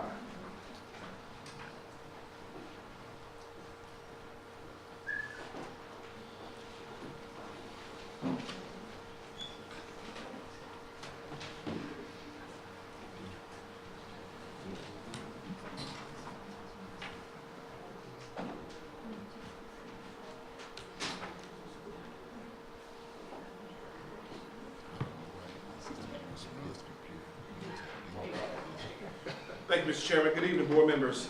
Tonight, I will give you another update on the impact of Hurricane Florence. If you recall, in October, I presented preliminary information regarding the impact of Hurricane Florence on our district. So tonight, I will give you the most recent information that we have. If you recall, we talked about the 4 stages of response: mitigation, preparedness, response, and recovery. We are still in the recovery phase. If you recall, I said that that phase would be the longest and most challenging. We are still in that phase. To date, each school has submitted comprehensive lists of needed repairs. Those lists included items as minor as ceiling tile replacement to complete roof replacement. I thank each principal for their diligent work to ensure that the list were as comprehensive as possible. I'd also like to thank Lenoir County Public Schools Maintenance Department and each building level custodian for their efforts to ensure that schools were safe to reopen as quickly as possible. School assessment information and insurance claim required documents have been submitted to Mr. Brian Hood. Mr. Brian Hood is the North Carolina Department of Public Instruction Insurance Auditor. We've submitted those documentations for processing. In addition, all required documents have been submitted to the Federal Emergency Management Agency for assistance on the federal level. You'll hear this throughout my presentation tonight. Not $1 has been reimbursed to Lenoir County Public Schools at this time.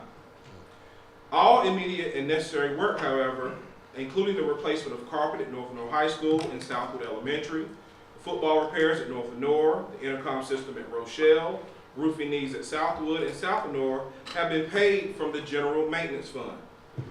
These unexpected costs have had a significant impact on the maintenance budget. However, Mr. Outlaw and his team have worked diligently to continue to process day-to-day maintenance requests as efficiently as possible. Again, not $1 has been reimbursed to Lenoir County Public Schools. Student services. When school reopened after being closed for 11 days, there were 61 displaced students. Currently, there are still 14 students displaced, 12 in the South Lenoir High School track and 2 in the North Lenoir High School track. All students remain enrolled in their school of origin. Immunization requirements were suspended by DPI immediately following the storm. However, all required documentation for Lenoir County Public Schools have been submitted. We are in 100% compliance. Transportation, because of the mitigation and very hard work from the Transportation Department, the bus garage was able to reopen before students returned to class. Minor repairs to the facility, including replacement of drywall work, has been completed. Athletics. Fall sports resumed after a 2-week delay, and as of last Friday evening, fall sports concluded for Lenoir County Public Schools. Again, not $1 has been reimbursed to Lenoir County Public Schools. Our enrollment prior to Hurricane Florence was 8,607 students. Today, we have 8,612 students. So as you see, the storm did not impact our enrollment, as you may recall, after Hurricane Matthew. We have submitted claims to the total of $1.2 million. I have a comprehensive list of all those needs, and I can send that to you if you require. And that is a comprehensive list that our principals, and I thank them again for sending those documents as quickly as possible. And we have submitted those items for reimbursement. But as of today, we have not received $1. But we anticipate to hear from Brian Hood very quickly. If you recall, the FEMA process took a year after Matthew. Hopefully it won't take that long. But the bulk of our reimbursement will be processed through the Department of Construction after we pay our deductibles when asked to do so. I entertain any questions you may have. How much reimbursement have we received? Not $1. But it's important to note, we just had our initial assessment, our first insurance assessment about 4 weeks ago. And you know, and that was just our place in line after counties that were harder hit, like Onslow. Priority was given to getting Onslow back in school, Pender back in school, New Hanover back in school, where they had some schools that were absolutely destroyed. So we were understanding, and we waited certainly our place in line, but we are eager now to get some consideration for reimbursement. Thank you, Mr. Harvey. Thank you, Mr. Chair. Our next item will be Lenoir County Public Schools Job Shadowing, Mrs. Jones and Mrs. Shaw.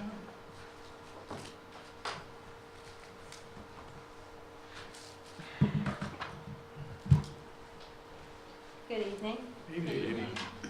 Thank you for letting us share with you this evening. As Mr. Williams said earlier, it's definitely a team effort. I'm very fortunate to have a great team in career and technical education, which Ms. Scheimer is an integral part of that. So, November was Career Development Month for our CTE program, but Ms. Scheimer was off at a conference learning even more about career development. So we decided to postpone it until December, but I'm very pleased to have her with us tonight. She'll be sharing a lot of what she does in the job shadowing. She really is a guru at job shadowing and is recognized across the state for her work in that. She's very passionate about it. So I'm going to just share with you a couple of the things we're doing surrounding career readiness with our career and technical education program. We have a career management course that is taught at all 3 of our traditional high schools. We've put a great emphasis on credentialing our students in career readiness in those courses.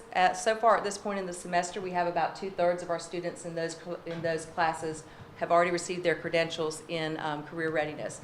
And that credential shows that they have things like organization and soft skills, interviewing, that they understand how to behave in the workplace, so really good readiness skills for them as they go out and prepare for their career.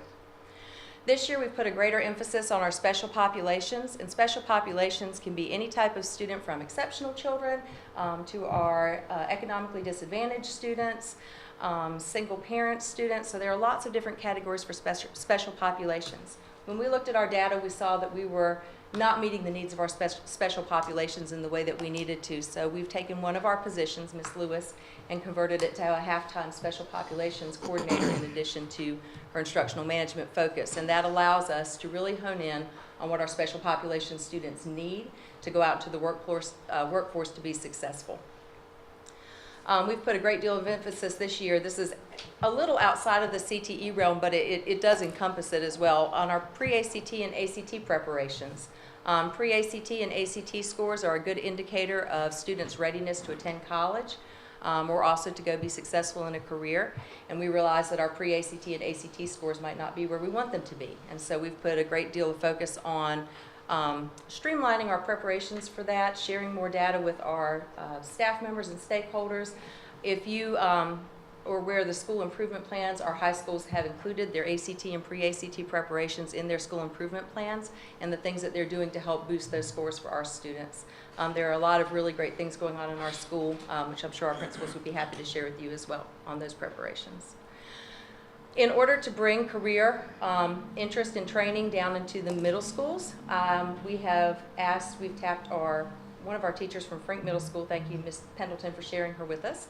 And she has attended the Career Development Coordinator training, which is what Ms. Scheimer does, but that will allow us to broaden our reach down into the middle schools. Right now our students get a great overview in our STEM lab classes, but we're missing some things outside of the realm of STEM. And so we want to make sure that our students have exposure to lots of different careers and that they have the opportunity to explore all of those different careers. And so another thing that we're doing, we are making sure that we are streamlining our career development plans for our high school students. We've always had a version of it, but not exactly a formalized career development plan that we could sit down and go through and revisit every single year. This year the district has purchased a program called Major Clarity, and I certainly won't try and sell you on that, but I do want to tell you a little bit about it. In Major Clarity, it's for 6th through 12th graders.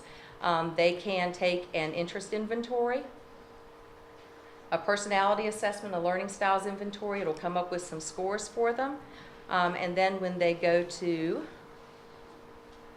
oops, let me go back to the other page, I'm sorry. And then it will give them a fit score. So for example, based on whatever I had answered on the quiz, it says that I'd be a 93% fit for electrical trades.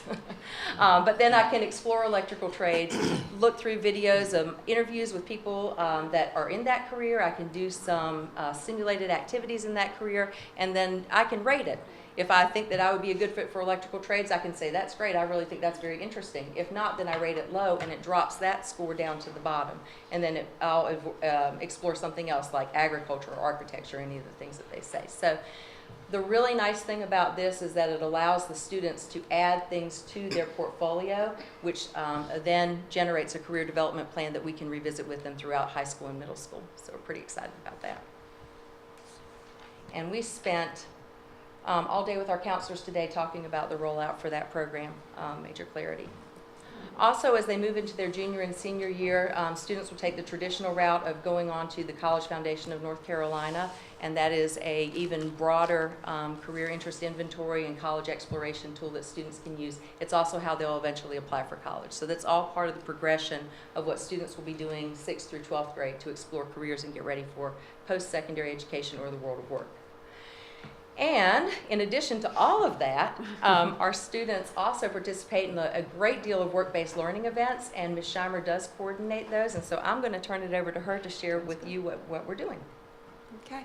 Well, as she said, my focus, and I do love it, is our job shadowing program, and it's focused with the 11th and the 12th graders in our high schools. All of our high schools, it's open to students to apply for. The counselors refer students, the career coaches, our teachers in the classroom know the application process. The students know it themselves or come to me. And we, screen them. The student, of course, has to be in good attendance and have good conduct. We don't want to put them out in the community. It differs from field trips and things because they are truly independently out in the community representing that high school and that Lenoir County schools, as I always tell them, because they're not being accompanied. They are independently going for these visits. They provide their own transportation, and parents have been real supportive to get them to the locations, or either they drive themselves. Some of the students have actually had to travel. We had our shadowing last week for the month of November, and we had one traveling to a vet, a mobile vet, and so she traveled behind the mobile vet and went to all the locations. So the students really want these opportunities, and they're willing, and the parents are willing to offer it to them. We have helped some of our special population students get to the locations at times with PVA forms and things like that that the county requires, but we try to work with all our students to expose them to these opportunities.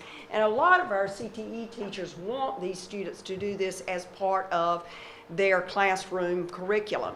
Our honors programs have said that they're going to require, I've heard some of the teachers saying this, and we're really promoting it in our CTE PLCs, is to require your honors students to do a job shadowing. Not just, let it be an option, but take them that step further up. And so that's something some of them have said they're going to try to do. The shadowing is about a half a day. They get a full day of excused attendance, and but they're basically with the business anywhere from 8 till 12. And then some businesses feed them while they're there. Different companies do different things. And then they come to me, and we've been gathering at the hospital. And at the hospital, you might want to show some of the pictures now. At the hospital, they work really closely. We have like 8 to 10 that might be shadowing at the hospital. And so that's why I've chosen that site. And they've worked with us to allow us to use their auditorium. And then they come in and do their follow-up activities, which include that business thank you letter to the sponsor that mentored them that day. I want it done that day if at all possible. And to do a little evaluation so I can know if the site is still valid and good. Areas that the students really enjoy is like our veterinarian is always so popular, and we have pretty much extensive participation in that area. This is a picture of the group coming back, and you can see they get to dress in their scrubs and get to go to the locations. They're always excited about that, and I've got some scrubs they actually check out, and so that works well. Go ahead. Our businesses are fabulous in the support. I think last year in February we did our talk about some of our businesses that supported us in work-based learning. And these are some of the same ones, and we'll just kind of scroll through some of these. We've added new ones. I can say that our medical community is very strong. They have started adding some restrictions in that, well, the hospital requires a flu shot for them to go in. Kinston Community Health Center, there's a particular extra form. the city of Kinston to do a ride along. They must be 18, and I have to have some documentation that's notarized. There's just several things, but we want these experiences, so we keep, meeting their needs. We're really proud that we're expanding into the aerospace because they are really pushing that at the Global Trans Park. And, we want to be on the forefront with that. And so, and she's going to talk briefly about what Spirit's doing with us with that. So we're real proud of that. You can scroll on. But our small businesses are some of our best shadowing sites because they're flexible, done in Dalton, downtown, takes them to their projects. Chamber of Commerce are some of the pictures here. And the career areas of, that's Cell Auto Mall where they do body work. So, it's from one gamut to the other. And the students have a list that they can choose from our businesses. And of course, Lenoir County Schools is involved, and I'm proud of that. Some of our principals, I'll email them and say, got students that want to come and shadow, and they set it up with whatever teacher they're interested in, subject area, and they go shadow half a day in the schools. So we're doing that with Lenoir County Schools too. Okay. And we do want to show our business partners our appreciation, and so last year we did present them with certificates and went to the different sites. And when I went to Spice Bouquet this past week with the group, they had their certificate hanging on the wall. So I'm really pleased about the partnerships that we have with our local businesses, and it was a good thing. I know Dr. Matthews, when I carried his in, he's a dentist, local dentist, he took one right off the wall and hung ours up right at the lobby. I was so proud too. So they do appreciate what we do as well. And we are having opportunities to bring speakers in. I was contacted by David Causey, and so we did a shining a light on engineers' career for a whole week. And he was so excited that I was willing to set it up at every school in every middle school and every high school that was interested. And I went with him for the week, and I had him on a strict little schedule, and we did well. But the students loved it.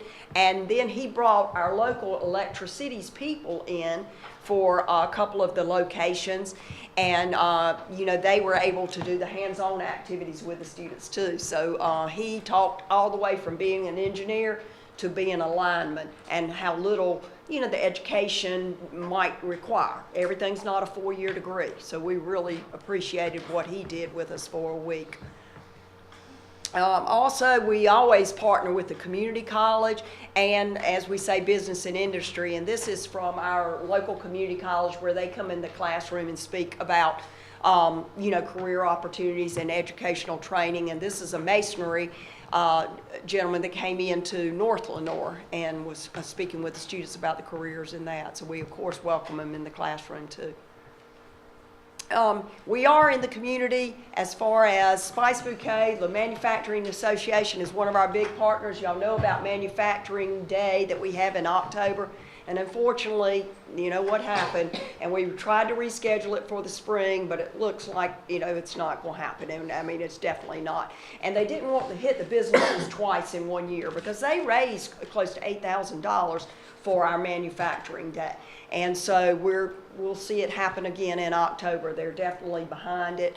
But Spice Bouquet is one of our best, and as a result of that, he offers all of our middle and high schools a demonstration, and they get to see a 4-course meal. It is comped by him, which is about it's a nice comp from him to fund our students. They learn about nutrition, how to use spices, my ag, health science, STEM classes. We've had them all. And what I like, and I'll brag on Brittany Harrison and with her CDC background that she's incorporating now, she took it a step further and actually visited the farm, showed them, where the products start, or how it's grown. Then we went to Whiskey Pig. She showed the cutting of the meats and then took it all the way to the restaurant all in one day. So that was a really cool activity that we're doing in the community. And News is here tonight, and we're proud that they're a partner with us, and we took a marketing group, and they got to go into the community. And that started with our opening day, where we had our teachers go to these places, and then they came back and said, I'm going to take my students. And so it's been a great partnership. Oh, horsewares, oh, thank goodness. Y'all, we're doing so many good things, you know that. But horsewares, another field trip last year that culminated in surplus materials being donated. They saw our teachers and, you know, they always put a bug in the ear if you've got anything extra. And they made all those donations at the beginning of the school year, both to North Lenoir and South Lenoir. And the students actually last year with the tour went to the hospital in Greenville and donated blankets that they had made in the apparel class. And, you know, so they were giving back to the community. And we just made it a good day by getting to visit horsewares where they saw commercial apparel construction going on. We visited an interior design business in Winterville and then went into Greenville to the hospital and made this donation. So we can make it work for the students and show them more than just one thing. And we make good use of the time when we're out in the community. Okay. As you can see, our students are out, it's monthly. The job shadowing is monthly that they do. So students have opportunities throughout the year to participate in job shadowing. We want to take it a step further from job shadowing. We've had a few internships and a few apprenticeships here and there, but we are really wanting to move in that direction with our work-based learning events. And so some upcoming initiatives that we have, I just want to share with you. One is to make sure that our students do understand career pathways and how things all fit together. We're working on an enhanced format for the high school course selection guide with live links throughout for ease of use. The CTE section is going to be revised to reflect pathways, and I just want to share with you real briefly the work that we're doing there. This is the health sciences. So before, where it was just a list of CTE courses, now a student can actually see the progression of how they could go through and earn to be considered a CTE completer. So they have health information, biotechnology. These are enhancement courses they could take. It tells you what club they could be a part of, how they can articulate credit from taking a high school class, what they take, and if they do well in it, it translates to a community college credit without ever taking that community college class. This is a potential individual plan for each student. Absolutely. That's exactly what we're going toward. The credentials possible, and then it gives some suggested careers down here that they might be ready to explore. So this is going to replace the CTE section in the course selection guide, which will be more interactive and I think a little more easy to understand for our students. Other upcoming initiatives, real briefly, we have a partnership with Spirit Aero Systems that we've been working on, and we were going to start in the fall, but we all know what happened there.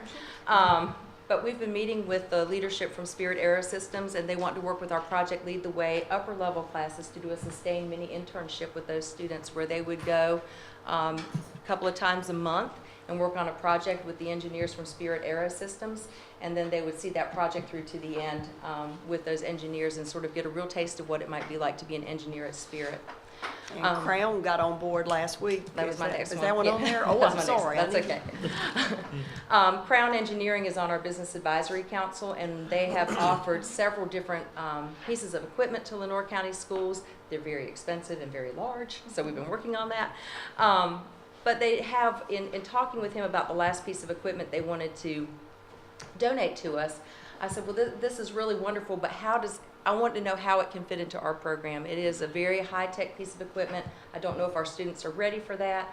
And so in talking with him again, he has reached out and said, I really want to come. He said, I'm willing to let you have one of my engineers to come to the school. Kinston High School is the one that's starting that computer integrated machining program. But the engineer would come to Kinston High School, work with our Project Lead the Way students in that class, and then there would be potential for them to go to Crown to do internships and apprenticeships. Also, they're very interested in getting our students not just our credentials that we certify, but their industry credential for Crown. There's a potential for apprenticeship. There's a potential Crown pays college tuition for kids. So the possibilities here are wide open, and that grew out of our Business Advisory Council. So I could not be more pleased from that. And then the last one I want to talk about real briefly is our computer science work-based learning. You all know that we ventured into computer science this fall. That is going well for our students. The second level students, when they take the class next semester, they'll actually go to the hospital and work on creating an app for the wellness center for the hospital that where a person can schedule the equipment that they want to use and keep track of their workouts and those sorts of things. The wellness center reached out and said, we don't have an app, but we need one. And so our students will be working hand in hand with UNC Lenoir to create the app, to market it, and make sure that it's everything that it needs to be, as much as we can. You know, we are students, but we're pretty excited about that too. So again, thank you for your time this evening, and even though it was November, happy Career Development Month. And we're always pleased to share what we're doing in CTE, and I want to thank Ms. Scheimer again for all of her hard work. She does an outstanding job with our kids.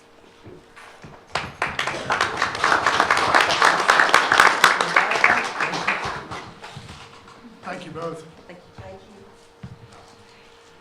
All right, Mr. Holmes. Get to see him a lot, don't get to hear from him a lot. Marketing initiative.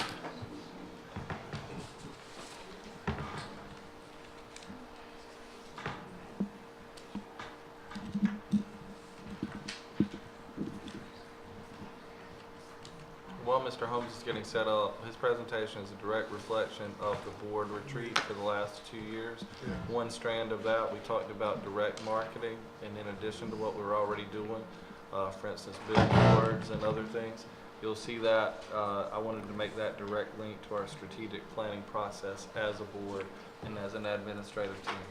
So you found it. We found a guy. Yes, we did. Thank you, sir. Good evening, gentlemen. I appreciate the opportunity for me to come before you and talk a little bit about what the district is doing to shine a light on all the good things going on in Lenoir County Public Schools. I know the agenda says that this is a marketing presentation, and that's what I told Ms. Taylor. But I made a quick edit. You know, because marketing is really a business term, and Lenoir County Public Schools is not a business. For one thing, we're not creating a market for people to buy something they don't know they need. Most of the people that we deal with know they need an education. So what we're doing instead of marketing, I think, is creating awareness. What we're trying to do is make people who are our customers and potential customers aware in as many ways and as often as possible that the best place to get an education, to get that essential education, is in Lenoir County Public Schools. What we want to do is make them aware that there are smart people in our schools doing interesting things every day. We want to make them aware that this is a place where school rhymes with cool. The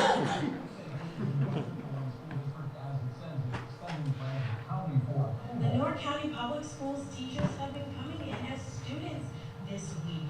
Over the past 5 days, they've been hitting the books. Concerts. Lenoir County Public School students sang a mix of classical and Yes, it definitely is, Andy. The LCPS Board of Education was presented the school board leadership of Lenoir County.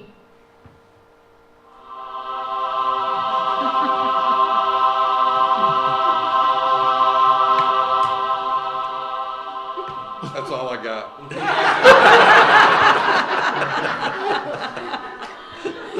So there's really two parts to this presentation. There's the how we do it and the why we do it. So we'll start with the how. Newspapers and television, we've been able to develop a pretty good relationship with the newspapers that serve Lenoir County and the TV stations that beam into our area. And that relationship has resulted in hundreds of print stories in the past several years and a pretty steady coverage from the TV stations. At one point last year, we had 3 reporters from the 3 different TV stations at South Lenoir High School covering 3 different stories. I thought that was a tribute to my public relations skills. Mr.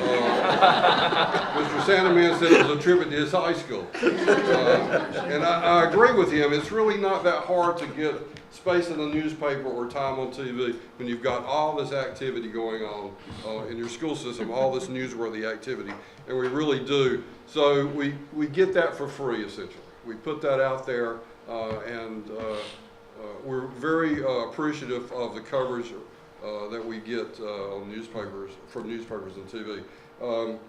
We buy a few print ads.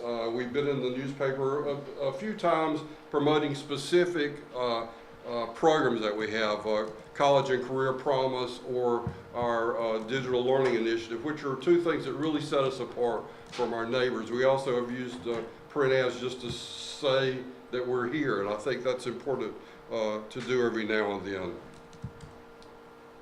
We started using billboards in 2014 to call attention to ILCPS, the one-to-one digital learning initiative, when we started putting out iPads to all the students.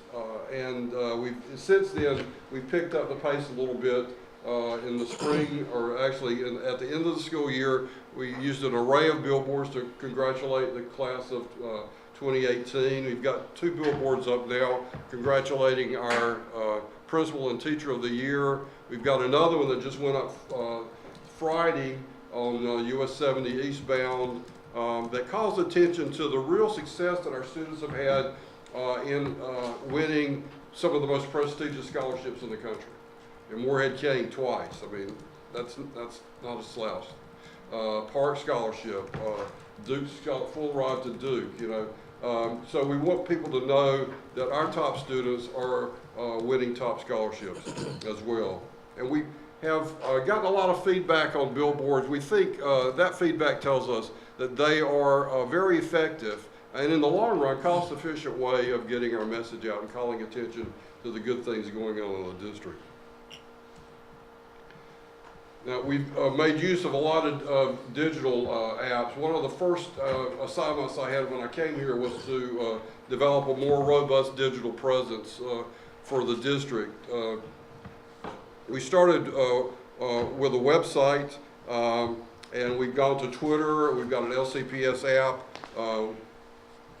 and I think because we've been able to spread that across the district to the schools, they've been a very effective way not only to communicate internally but to communicate externally.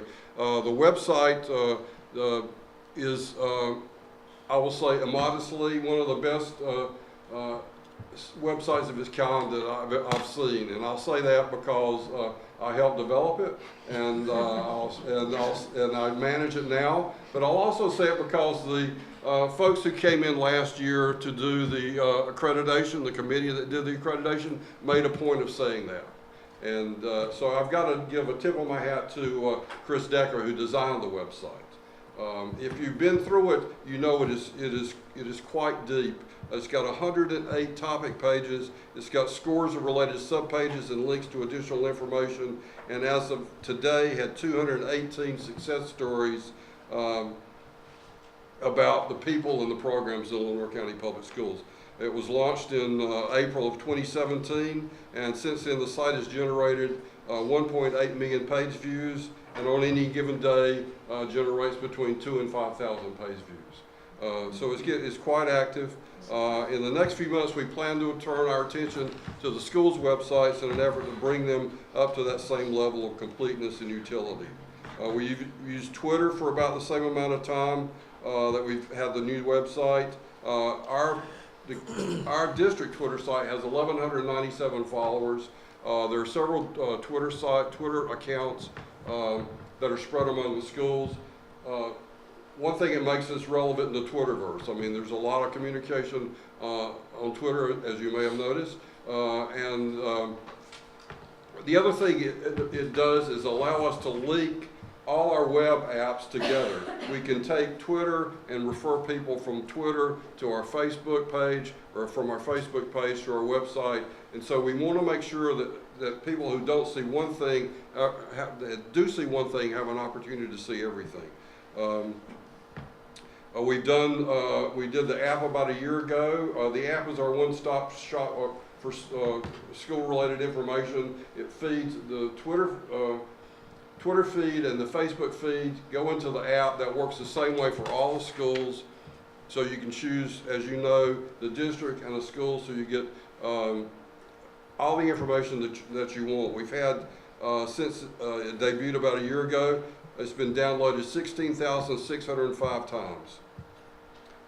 And I think it's a really effective way for getting push notifications and essentially bringing people to LCPS in one place.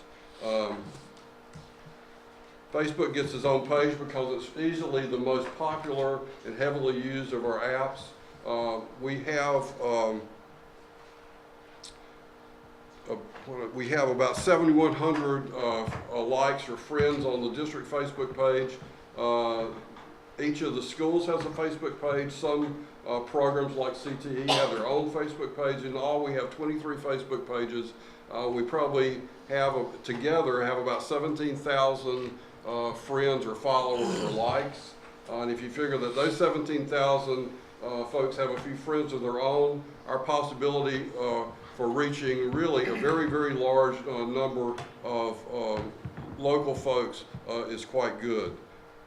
We do have a lot of Facebook pages. All right, so the why is pretty obvious. We're not a business, obviously, but there is competition, and one of the things there's competition for is students. As heavily as school choice is being advocated in North Carolina, I don't see it getting any better. There's nothing wrong with school choice. Actually, our vision statement says the LCPS aspires to be the school district of choice.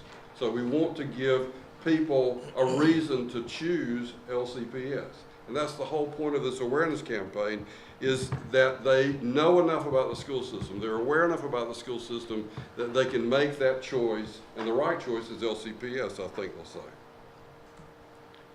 Teacher recruitment is another aspect of what I try to help out with. HR has more than a dozen recruiting visits set up for early next year, and when they go, they'll take some information that I provide them, like this brochure. We've got a nice page on the website, and we've got, I think, information that appeals particularly to beginning teachers, to new teachers, and tell them a lot about the area and what kind of support they would get when they come to Lenoir County. One of the first things that potential hires do after they probably meet somebody at a job fair is to go check their website out. So we want to have good websites, and we want to give them a reason to inquire further.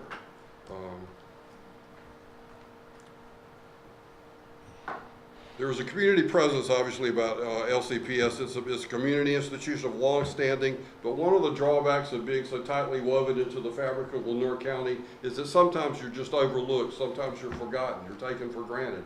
I mean, school starts, school stops, the buses run, kids get fed, they learn a bunch of stuff, then we start all over in August. It's routine. So every now and then, it's not a bad idea just to call attention to the fact that we are here, we are important, and here's why. This page was one that we ran 2 years ago after Hurricane Matthew. And the point of this was generally to say we're back in session, and our being back in session after 2 weeks really says that we're on the mend, that the routine is coming, that we are on the road to recovery. And I think when the buses roll, when the sports teams took the field again, when teachers went back to work, I think people really had that feeling that things were going to get better. And the reason they had that feeling is because LCPS is such a central part of the community. And when it moves, the community moves. We also have to use this as an opportunity to congratulate the teachers and students who spent their 2 weeks volunteering. There's a piece in this that actually that sent people back to our blog online, and there were audio interviews with people who would spend time at feeding stations or in mobile hospitals or things like that during the 2 weeks that they were out of school. So, you know, we need to say, here we are, and we're important. The other reason is there's I think pride in what we do. I mean, you know, there's our mission, there's our vision. Our message, or my message anyway, for this presentation is Lenoir County is on the move and moving in the right direction. Exciting things are happening here. I think there are actually two audiences for our efforts to raise awareness. One is the public who supports the district as taxpayers, particularly those parents who want to choose LCPS for their child's education. The other is that group of 1,300 people who work in the school district. As much as I want our awareness raising efforts to be seen and heard by people on the outside, I want them to reverberate with people who are on the inside, in our schools, in our maintenance department, transportation, whoever works with us. I hope they see all the progress LCPS is making and all the good things going on in their school districts, and I hope it puffs them up with pride. They have a reason to be proud. I think we all do, and that, in a nutshell, is our message. Thank you.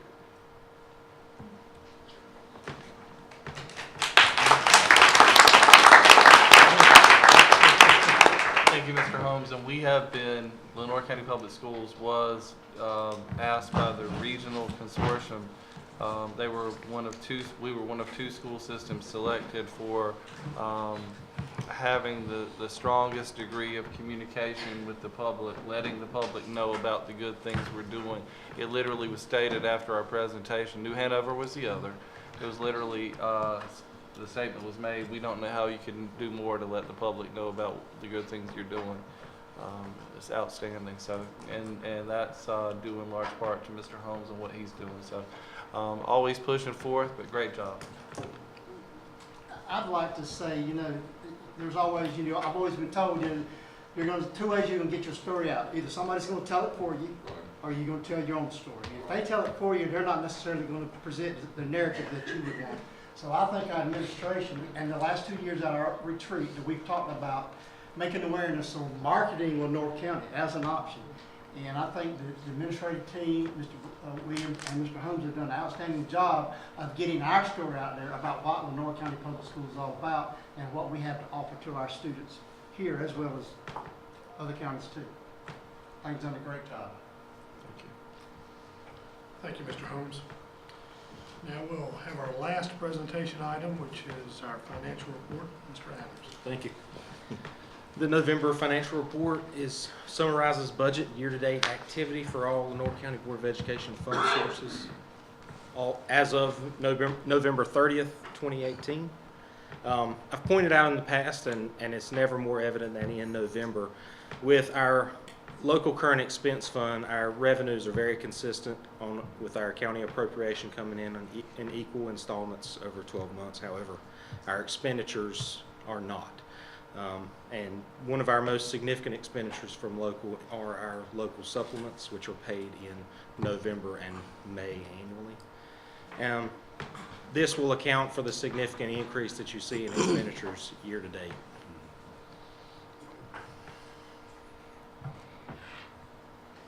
Do we have any questions? Kind of have some expectations. Everyone else has gotten applause and laughter. I never do.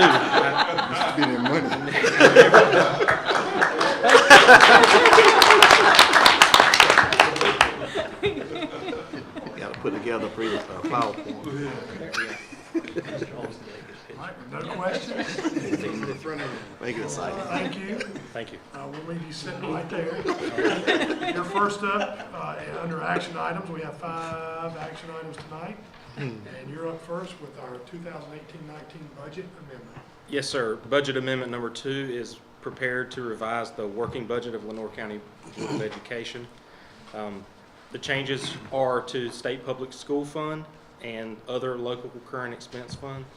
The changes come down from DPI, and second on the other local current expense fund is our actual budget came in higher than our planning budget for our pre-K and more at full program. What was that charter reduction? Charter reduction is an annual reduction that once the 8-month 1 and 2 ADMs, we have approximately 225 students from Lenoir County in charter schools in Wayne, Lenoir, and Pitt County, and it's just their portion of those allotments. The ones we've been fussing about for years. Are there any more specific questions on the PRCs? Hopefully the legislature is working on doing away with that portion of our, to where the county commissioners will actually distribute the money straight to the charter schools. Well, those are funds that do go directly to the charter schools from DPI. Okay. Our local current expenses, we calculate on a monthly basis and send that payment, a portion of our local appropriation on a monthly basis to our charter schools. So that's So that's the separate. one that- That's separate from this charter school reduction. Okay. Unless there's any more questions or discussion, I'll accept a motion. Motion to approve the budget amendment as presented. Second. A motion by Mr. Hill and a second by Mr. Smith. All in favor, please raise your right hand. Thank you. All right, thank you. Thank you, Mr. Adams. I'll turn it over to Mr. Williams. Thank you, Mr. Chairman. What you have before you is a resolution that has been drafted by the school systems, the school systems that were in counties declared disaster counties by Governor Cooper after Hurricane Florence. And these school systems in the southeast region, and every school system has signed on to this, and we're using the identical language, and we've just personalized it for the district. But we're asking for a lot of what the legislature already approved. A piece of legislation sailed through the NC Senate and the NC House at the end of last week, and it's pending Governor Cooper's signature. But all the school systems are asking for additional aid, additional funding, consideration for relief from the stipulations of testing, full testing for EOG and EOC, some consideration if the scores are lower, being that we test in our high schools starting in a week, and they miss 2 full weeks of instruction. So, and in some districts in our region, it's much more than that. So asking for some help with that, help with the multiple issues related to teacher and administrator bonuses that are tied to EOC and EOG performance. Help with sanctions and penalties related to testing, some relief from that for the 18-19 school year, and help with the transportation efficiency rating for our transportation departments. And you know, if your efficiency rating is down, if you roll more miles, you know, with kids and routes being adjusted for kids living in different homes and in different places, especially in the southern end of the county, the efficiency rating, they'll lose, actually the net effect is that they'll lose funding for this year. So many of these things have been addressed by the legislation that was passed by both the Senate and the House, and there was a stipulation in there that said you had to have been out of school 15 days to receive consideration for some of the help. And $23.5 million was appropriated. Again, I don't believe that Governor Cooper has signed that yet. We thought of pulling the proclamation, but we want to leave it in there, as all the other school systems are doing, to say to the General Assembly, we do appreciate the help, we appreciate the offer of help, and we appreciate the help to date, but we do need some consideration for the testing, because that's completely not even proposed in the legislation at all. And that will be a big factor. And there's a lot of money tied to the testing and to the sanctions tied to the testing for both administrators and teachers. And also there are penalties associated with the testing. And a school's rating, it's everything from letter grade to its status in terms of being a low performing school is tied to this. So we've asked for the bottom line on testing that we've asked for is to be able to choose between the testing results from this past year or this year, whichever, and we've joined with every school system in the Southeast region in doing this, for whichever set of results is higher for an individual district or an individual school. And the proposed legislation does not yet address that, but there has been a good faith expression by our representatives to advocate for that, but we still want to go forward with the proclamation to assert that this Board of Education is requesting that, as the other boards in the region are. If I could add to that as well, Mr. Williams indicated that the legislation that did pass both houses is only relevant for districts who had 15 or more days, which does not include you all because you had 12 missed days. So there has been a oral commitment to pass a technical correction, which it would expand it to boards who missed or districts who missed 10 or more days. But that has not yet been introduced or passed, so. And in the that's- southeast yeah. region, that would be Pamlico, Lenoir, and Wayne completely out of consideration for it. And in our area, 7 school systems in addition to those. But we're mostly, this document was created within the region, so I'll just stick within the region of the southeast. So 3 school systems, 2 others, including us, 3. But that's still pending, so it's a maybe. So I felt that we should go along with this, and I did talk with Carolyn about that we should go forward and request this and sign this document along with the other school systems and the boards in the region and request this from the General Assembly, just to be clear about what we're asking. Thank you, Mr. Williams. Any questions? Discussion? I'll accept a motion to approve this proclamation. To approve the proclamation as presented. Motion by Mr. Hill, Second. second by Mr. Woods. Any further discussion? All in favor of this proclamation, please raise your right hand. Thank you, gentlemen. I will recognize Mrs. Heath. We'll go over beginning teacher support program.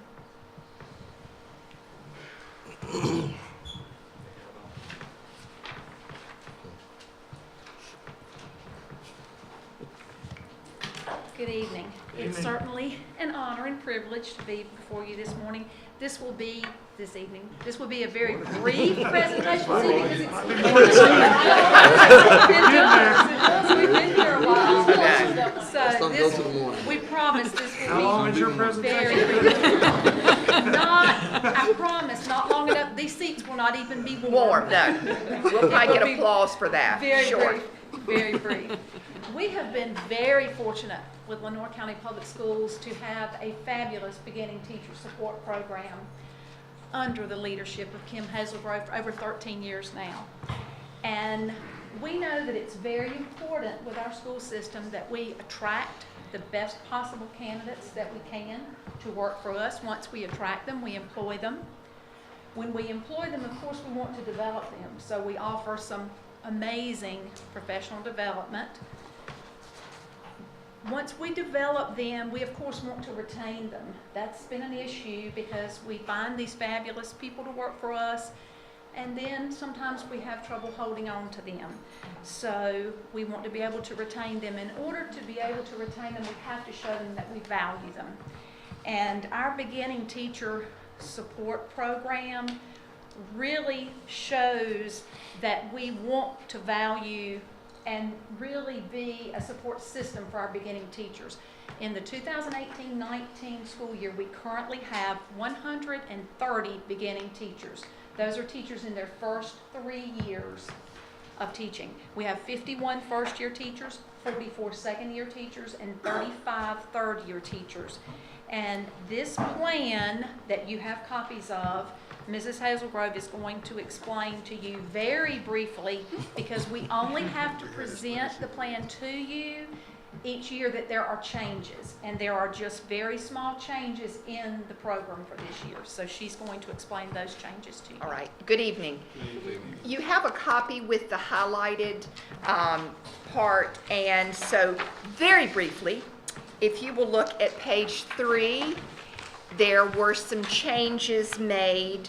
The only time our local plan has to come before you to be approved is when there are changes made at the state level, and then our plan has to reflect those changes.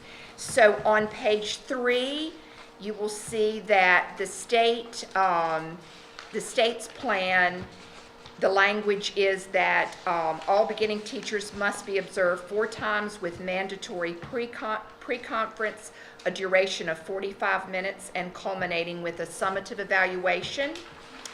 And then over on page 6, the other change, the state laid out all areas that must be covered in new teacher orientation, and I'm proud to say that Lenoir County beginning teacher orientation, we are already doing these things, but that is the other change made on page 6. Oh, and on page 7, there is one line at the bottom of the professional development plan that a signature of the beginning teacher, mentor, and principal are required for each formative assessment conference. That is it. So if the board would approve our local plan, that would be lovely. Move to approve the beginning teacher support program plan. Second. Okay, Mr. Smith and Mr. Davis. Any discussion or questions? All right, I'll call for a vote. All in favor, please raise your right hand. Thank you. Thank you. And Ms. Heath will see that your signatures will be needed on the document to send to DPI. Thank you so much. Merry Christmas. Thank you both. Same to It is you. not warm, it is not morning, That's we right. are done. All right, recognize Mr. Harvey and Mrs. Smith. Thank you. Child Nutrition Compensation. Thank you, Mr. Chairman. Tonight for second reading is the plan to make an adjustment to pay compensation for substitute child nutrition workers. We presented to you for first reading in November, so we're back tonight to ask for your approval. It also includes a proposal for financial incentives for workers that earn credit towards their education. So we ask that you approve this plan. The funds will come from the Child Nutrition Department. Move to approve. Second.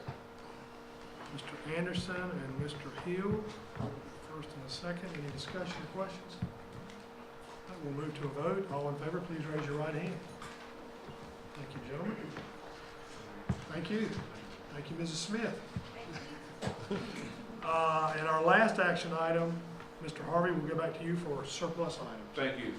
Two items tonight, or two separate departments tonight. First, the Child Nutrition Department requests the attached item be deemed surplus, proceeds returned to that department. And there's a photo there. I think that's a Kinston High School.